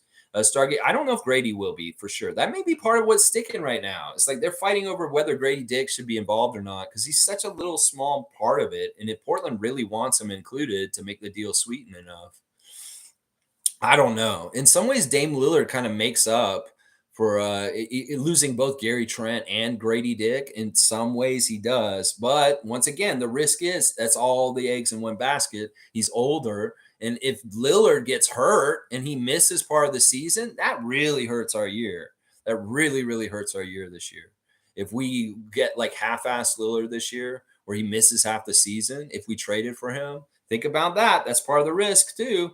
There you go. Let's see. Wraps up. I don't see Lillard making us better, more entertaining. Yes, I do see him making us better. I do. I can't deny that. He would make us better. He really helps us in a certain department where we have not done well the last couple of years. He absolutely does. He's a closer. He's a bona fide one of the top shooters in the history of the NBA. And he will make us better. He just does. I have to say that that's for sure. See, I'm disagreeing with Stargate. Infamous is saying getting Lillard goes against everything that Masai said at his presser when he said he only wants players on our team that want to be here and embrace the city and the country. That may be true, and that may be part of it. That's what I'm trying to say. I've seen Lillard clips where he's kind of going in that mindset of Stephen A. Smith and Sam Mitchell and kind of xenophobic, kind of America first stuff. You know what the clip is? I just remembered. This is the clip specifically exactly what it was. He's on a stream, and this is in the last couple weeks, with some buddies of his, and they're talking about Germany winning the FIBA World Cup championship and saying that there's no way that Germany can be considered the world champions. And Dame absolutely agrees. He's saying, yeah, there's no way that team would beat the Nuggets or any NBA team, that Germany team. And he's dissing Dennis's team specifically. And then one of his buddies says, yeah, I mean, get this, Dennis Schroder was the MVP, and they laugh about it. That's not a good look, Lillard. That's what I'm saying. Y'all can find this clip and then think about whether you think Lillard is an asshole or not. Seriously, he might be coming to our team. He doesn't care. He'll let his buddies diss Schroder. He doesn't laugh or say anything about Schroder himself. But he's sitting in that room with those other guys, and they're laughing about Schroder and saying, oh, that guy was the MVP of the league. What a joke. Dennis Schroeder is a really good player, and y'all need to respect him. And that shows you these are the kind of people he hangs out with that are that kind of xenophobe that we've been talking about today. So in some ways, birds of a feather flock together. Dame Lillard has friends that are anti-Canadian. And that is obvious. That is obvious. So let's see. Tom Duke saying, rely on Masai. Exactly. Blackhawk saying, don't worry, Stargate. I get things can be lost in translation in chat. FYI, I don't hate Stephen A. Smith, but I can't stand his hypocrisy when it comes to the Raptors. He has said way too many things that are wrong. That's true. He makes predictions about us that are always wrong. If he says something about the Raptors, you might as well just think the opposite. This is true. Stargate's giving a thumbs up to Infamous and Cool to Blackhawk, Deep Freeze. That's right. Freeze Brothers. We're going to have that freeze, and that's tough with Dennis this year. Fiercely saying Young Mustard is the dude who completely disregarded Scotty Barnes in his list of upcoming stars who are under 25. Clearly, he hates the Raptors. Oh, he does. He does. I don't know what team he roots for, but realize part of the reason why the Raptors nation, Raptors fans, the Raptors are hated is because we're badasses. That's the thing. If you were hated in the league, that means you're good. That means you're good. That people hate LeBron because he's good. People hate Scotty because he's good. People hate the Raptors because they know they should respect us and we are good. They don't want to. That's why they hate us so much. That's what I'm saying. In some ways, the hate coming from other places in the NBA bonafies us, makes us legit because these people, they care enough that they hate us. No emotion, ambivalence is the best one. It's like, oh, we don't care. Like Charlotte, I don't care. I don't hate Charlotte. I don't care about them. They're irrelevant. Well, we're hated. So that must mean we're relevant at this point. We've arrived, Raptors Nation. Is the rest of the NBA community hates us. People hate us like that dumbass Young Mustard. That means we've arrived. That means we're like LeBron. We've accomplished something to have this kind of animosity. There you go. There you go. Mischief saying, hey, Lex, I'm running out of data. I'll have to watch your videos on weekends when I'm at home using my Wi-Fi. I'll have to wait till next month. I'm sorry about that, Mischief. I'm sorry I'm eating your data. But, man, I feel so blessed and honored that you would waste your data on my channel. I don't call it a waste, though. But thank you, Mischief. And I understand. Infamous is saying Dame is not an asshole. That is, hang on. Let me see. Dame is not an asshole. It jumped again. No more comments. I will finish up soon, though. Dame is not an asshole. That's going too far. Go listen to his Taylor Rooks interview. Come on, Lex. All right, for a better balance to things, Infamous, and because you're my friend and I love you, man, I'll go watch that interview this afternoon to get better balance about his personality. But I'm telling you, him sitting in that room with those guys making fun of Germany and Dennis Schroeder did not impress me. It seriously didn't. And these are people who are going to sit there, and he's not even going to say anything, like any kind of thing. No, he's going to double down on it and say, yeah, I don't respect the world champion German team right now. I'm sorry. That's not, like, he's not an international dude then. In some ways, he is bought into that American bullshit, that American exceptionalism, like we're just the best no matter what bullshit. I'm telling them people, the USA and FIBA basketball is not a given to be the juggernaut and just win every time. Y'all's cockiness is going to get y'all to lose every time, USA, because you don't understand how much the world has caught up with you. This is not 20 years ago when y'all could just go in half-assed and throw a team together the last minute and beat everybody. No, the world is better now, and that was your wake-up call at FIBA. Now, if you want to continue to be arrogant and say, oh, we'll just show up in anybody and win next year, you're going to find out you're going to fail again. So yeah, the world's arrived. We're equals with y'all at this point. So you're gonna have to put in a better effort from now on. And you can't be half-assed about it, because in your half-assed, you don't get a medal. You get fourth place like you did in Indonesia and Philippines and Japan this summer. That's right. That's right there. I will watch that Taylor Rooks interview, infamous, to get a more well-rounded view of Dame Lillard. Blackhawks saying Sam Mitchell has no spine. Two-faced bonehead. I know, Sam. What are you doing? Davis saying total bird, that guy. That's right. Fiercely, yes. Mugarbe's here. Good to see Mugarbe Lennon. Good morning, Raptor Freaks. I would not trade for Dame. Dame is not a winner. He's never won shit. There you go. Plain terms from a great man, Mugarbe Lennon. We love you, Mugarbe Lennon. Hope you're having a great day. David's saying anyone who thinks Embiid was actually MVP is certainly a Sixers fan. It's a disgrace to the NBA that they gave him that award. I feel like being able to run half court should be a prerequisite for MVP. Well, he just barely going to make the cut if he misses games. You know, in some ways, they won't get any of these awards if they don't show up and play now because of the new rules and the collective bargaining agreement. If you don't play enough games, you don't qualify for postseason awards. And Embiid may be running into that. I don't know. Nick's saying he's going to play him a lot. Well, let's see if he survives. Nick Nurse is running him around all ragged. We'll see what happens. Quick Takes is saying, how is Dame not a winner? Okay, neither was Barkley, I guess. You know, he's not a winner in the sense of winning the championship, but all right, I get what Quick Takes is saying here, and I kind of have to side with him here.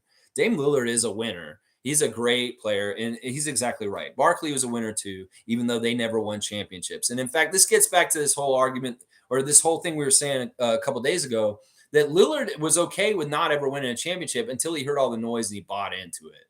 In some ways, he was perfectly fine playing a very, very respectable, awesome, very successful career in Portland, even though he would never get a championship. But then he heard all this noise and he bought into it. And now he's changed his tune. In some ways, he was way better at being stoic and being like, if it happens, it happens. But now he seems desperate. And in some ways, he's changed a little bit because of switching to like, I want to win a championship so bad right now. So I get it. I agree. In the ultimate sense, he's not a winner compared to Fred VanVleet. But he's a winner overall, as far as a winner in life, a winner with tons of money, a winner that's one of the greatest NBA players ever. So, yeah. David's saying, laugh out loud, Quick Takes. I love Chuck, though. Yeah, we love Chuck. Chuck's great. Stargate saying, well, thank you, Lex, for the kind words. No problem, Stargate. I just, in some ways, I want to do this channel fair. And I listen, loyalty matters. Y'all are here with me all the time. You're my people. And if you're not a problem normally, I don't see why you'd be a problem right now. Tom Duke saying, Mo no no, let's go Raptors. Cheers, everyone. Yeah, Mo no no. Damian Lillard, Mo no no. It's gonna be just like Mutombo. Mo no no. I love it, Mo. Randolph saying, Lex, free agent Rudy Gay has agreed to a 1-year deal with the Golden State Warriors. Seems like they are going back to being a veteran team.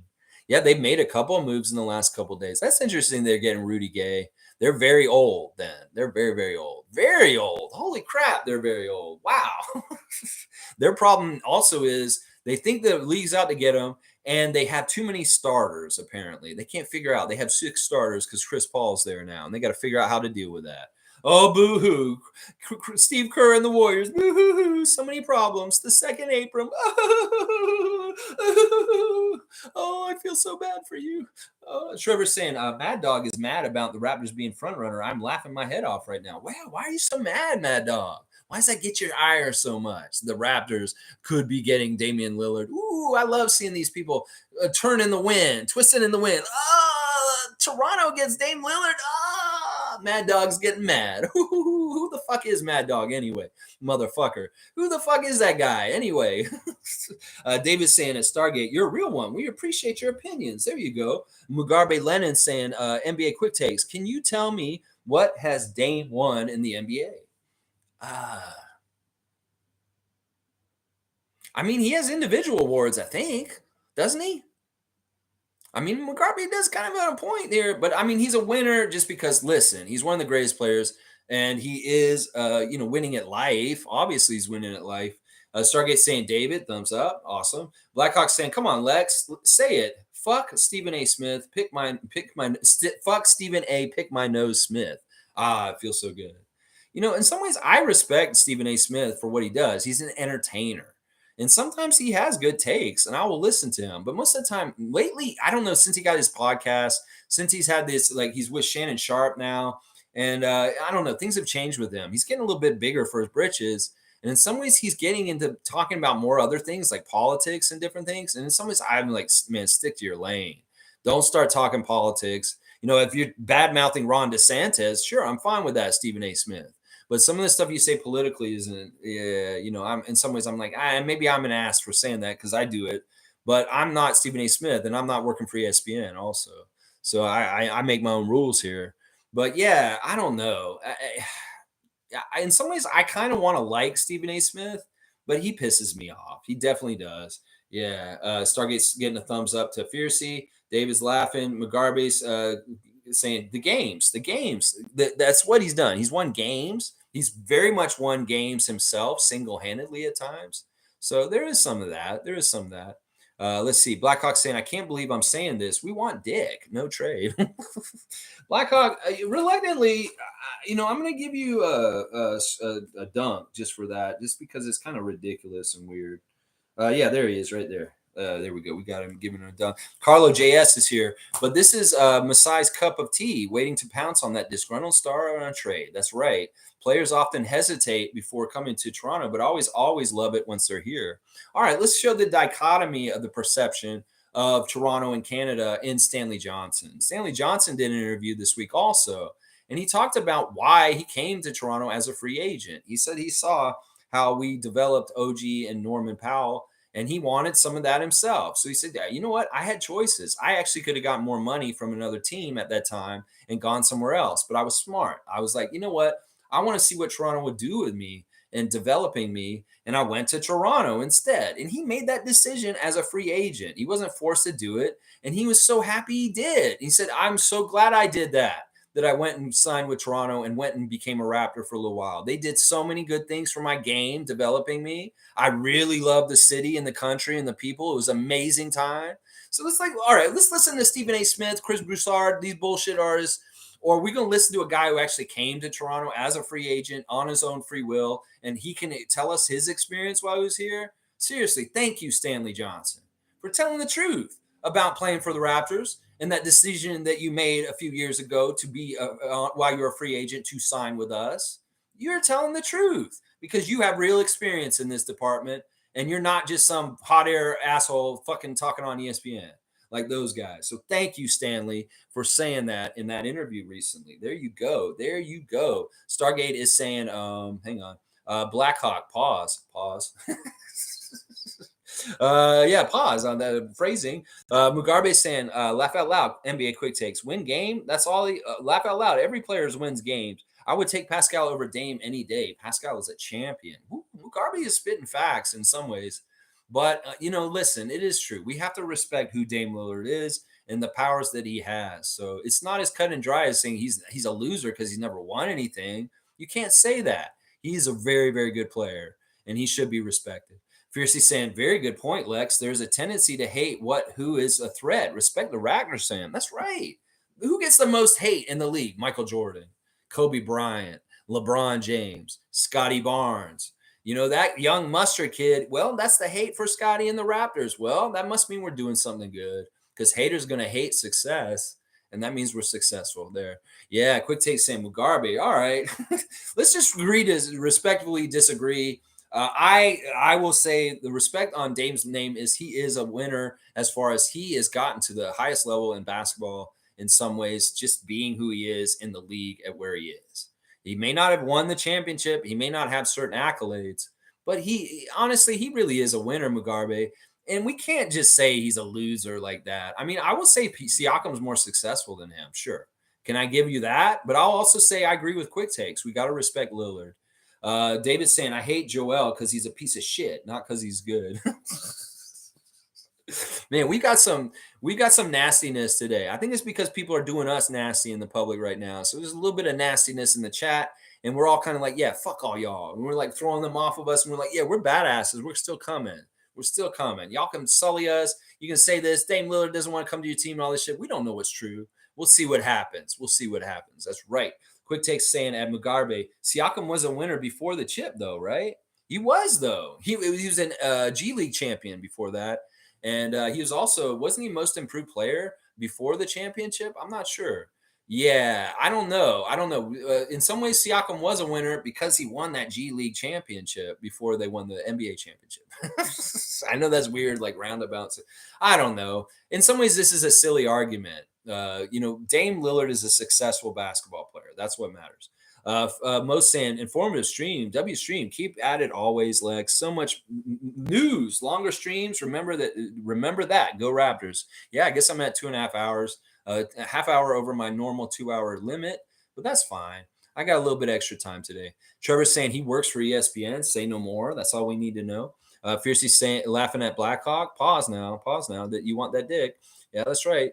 G saying, I just came back from a meeting and landed on Blackhawk's comment. What did I miss? Fiercely saying at Stargate, got the joke before I did. Great minds think alike. There you go. Bam. Fiercely saw Sarah. You are awesome.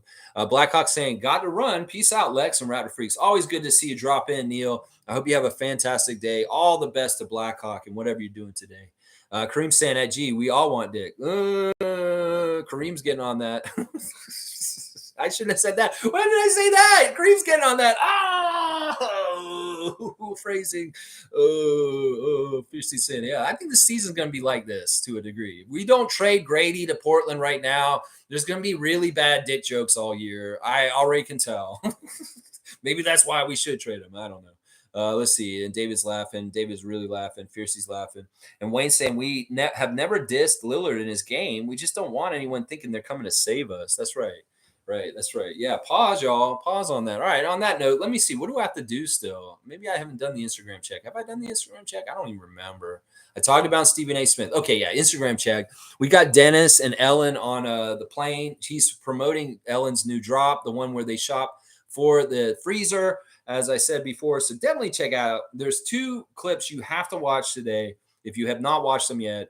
It's Jake's Takes interview with Darko Rajakovic from yesterday and Ellen Schroder's drop of her and Dennis Schroder shopping for a freezer yesterday. I'm sorry. That's just mandatory watching if you're a Raptors fan. Seriously. And then Dennis did a podcast. It's in German. I don't know. Maybe we should go listen to it. I don't know if there's closed captioning, though, Monique. But maybe we should find out if we can listen to Dennis's German podcast in English somehow. I don't know. I do not know if we can for sure. Mr. New York City has got this going on his Instagram stories. Marquise Noel saying, the higher you climb, there's going to be opposition. New level, new devil. Just keep rolling and pushing through what God is for you. It's yours if you don't quit before the finish line. That's Steve Harvey he's quoting. Steve Harvey, of course, of Family Feud fame and other stuff. Marquise is in the parking lot at OVO or at the arena. I'm not sure. This is the famous parking lot with the Raptors Park.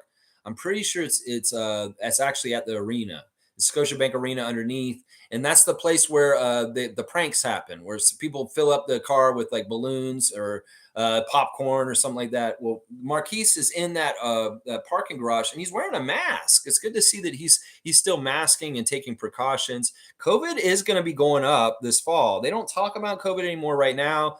But in some ways, COVID rates are going up silently, even though the media is not talking about it anymore. So it is kind of smart to still take precautions. And please don't judge people for taking precautions themselves. You know, we don't know how vulnerable some of the people in our community are to getting COVID and what it could cause in their life and the destruction. So don't make any assumptions with anyone, even if they look healthy and young.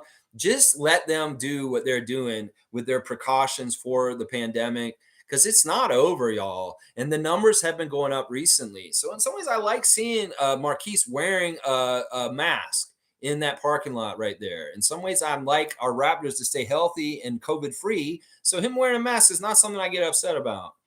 He's also saying, I ask God every day to remove my enemies, and now I'm standing to see some people fading away. There you go. Now you're starting to see some people fade away. That's good stuff, Marquise.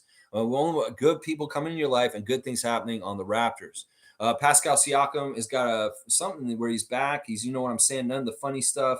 I don't think I've actually watched this yet. Real motherland, baby. Okay, so he went back to Cameroon. He's talking about there, Africa. Don't go there. He's like, go home. You're going to have an experience, a real experience. Okay, so good stuff. I love seeing Siakam putting on blast basketball in Africa. He's also doing some fun stuff with the kids at Royal Crown Academy. He's helping out these young ladies and talking, like giving them some motivation. So you go, Siakam, coming down there and being with the young basketball ladies at the Royal Crown Academy School. Really, really good stuff. Lots of pictures of him interacting with them. That's so awesome. I love that so much.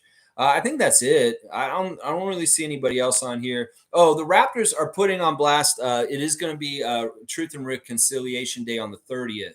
So the Raptors are really big on this. We want everybody to wear orange shirt on Orange Shirt Day. That's the 30th. That will be on Saturday. So make sure you got an orange shirt to wear to show solidarity for the Indigenous people of Canada and the Truth and Reconciliation Day. And the Raptors are very big on this. And we see a really cool clip of all them hearing Indigenous speaker talk to them. Darko's there, Gradey, Scotty, Precious. The whole team's there listening intently to what they have to say. This is a cause that the Raptors care about. I care about. This whole country of Canada should care about more. And we should be doing more to make truth and reconciliation happen in more profound, meaningful ways to help these people. Seriously. Gradey Dick has got something going on his stories here. Let me see what he's saying. He's saying, shout out to Uber for getting me around the 6. So he doesn't have a car. So listen, Uber drivers here in Toronto, you might get Gradey Dick as a rider. Seriously, that's kind of cool. What if you were driving Uber and Gradey got in your car all of a sudden? That'd be kind of weird. In some ways, he could be kind of anonymous, although he is 6'8", 6'9". He does look really tall. But it would be very interesting to see how much he can get away with being just like an average Torontonian with people who don't really know the Raptors. It's like, how much can Gradey kind of fit in and not like totally stick out? Well, his height, he's probably going to get found out. But who knows? Maybe Uber drivers don't know who he is. But he's shouting him out for getting him around in Toronto while he's here. Because in some ways, I don't think he has a car. He has an awesome Corvette back home, but I guess he's not bringing it across the border. Slim Duck's got a picture of him on the boat in St. Lucia or in Lake Ontario, actually, from when he was playing dominoes. He keeps posting pictures from that boat ride. He had a really good time on that boat ride, you can tell. Let's see. Shay is at the airport. That's Dennis's brother. So they're definitely in motion and going somewhere, the Schroders. So hopefully they're coming to Toronto. That's where we want y'all to show up next, in Toronto in the next couple of days. So you got to get here, Dennis, and start practicing with your new team. That's right. There you go. All right, let's see. What do y'all say while I was doing the Raptors Instagram check? Let's see. Trevor's saying, I can't wait till we stick it to all those haters. Yes, Trevor J. Yes, Infamous saying, F mustard. I prefer ketchup anyway. Yeah. What is this guy? Why does everybody want to be young something? I guess young mustard, young gravy. I'm like, what is this? What is this young stuff? It's crazy. They don't even spell it right. There's supposed to be an O in there. Ask Thaddeus. He knows how to spell it. Let's see. Quick take Sam. Don't care how big her butt is, but take precaution. Never trust a big butt and a smile. That girl is poison. I try to do the end of it. I ain't got no voice right now, or biceps. I don't have any biceps right now. I got to work out. All right, y'all. I think that's it. I talked about that. Oh, yeah. Fantasy Basketball League, y'all. The Yahoo Fantasy Basketball Draft will be October the 1st at 9:45 a.m. during the stream on Sunday morning. So be ready. If you're one of the 20 teams in our league, be ready for Sunday morning. That is when we will be drafting live on this channel. You can watch us draft on this channel. If you enjoy watching teams draft and all kinds of stuff, that is what you should do. All right, y'all. That's the end of my stream today. Thanks for watching me today. Went a little over, but there was a lot to talk about today. Honestly, that Darko interview may be the best interview done around the Raptors this whole entire year by any media personality, whether they're credentialed in the press room or not, or a 13-year-old boy that just did it because he has a YouTube channel. He's an amazing young man with his great questions. Highly recommend that. And once again, follow Ellen and Dennis Schroder. That's right. There you go. Exactly at Wayne. We have never dissed Lillard or his game. We just don't want anyone thinking they're coming to save us. That's right. We don't need him to come save us. In some ways, we want Scotty to save us. And that's the preordained person to come up and save us at this point. All right, y'all. Thanks for watching me. Please like, subscribe, share my stuff. I don't care if you take my link and put it anywhere. Sometimes that's the best way for new people to find me, is y'all put it in your neck of the woods and let them know. If you're a Raptors fan who loves his team passionately like we do, and you just want them to win a lot, well, this is the channel for you. This is the channel for you by far. And thanks for watching me and being a part of this. Yeah, they're really out there today. There's a lot going on. Woo! All right, and follow NBA Quick Takes. Follow Jake's Takes. Seriously, y'all. Give that young man a follow. He deserves it. He's working hard, and he's doing great content. All right, y'all. I'll be back tomorrow for the Thursday Think Tank. We'll see what our subject is tomorrow. It was very Think Tank today, kind of. We'll see. We'll have more Think Tank tomorrow. In some ways, I don't know. We'll be reacting to a big move in the next few days or not. Who knows? We'll have to see. Thank you, guys. Thank you, David, for the cup. And all the best to you guys. Have a great Wednesday. And I'll see you guys tomorrow at 9:30 a.m. Thursday Think Tank tomorrow. Let's go Raptors.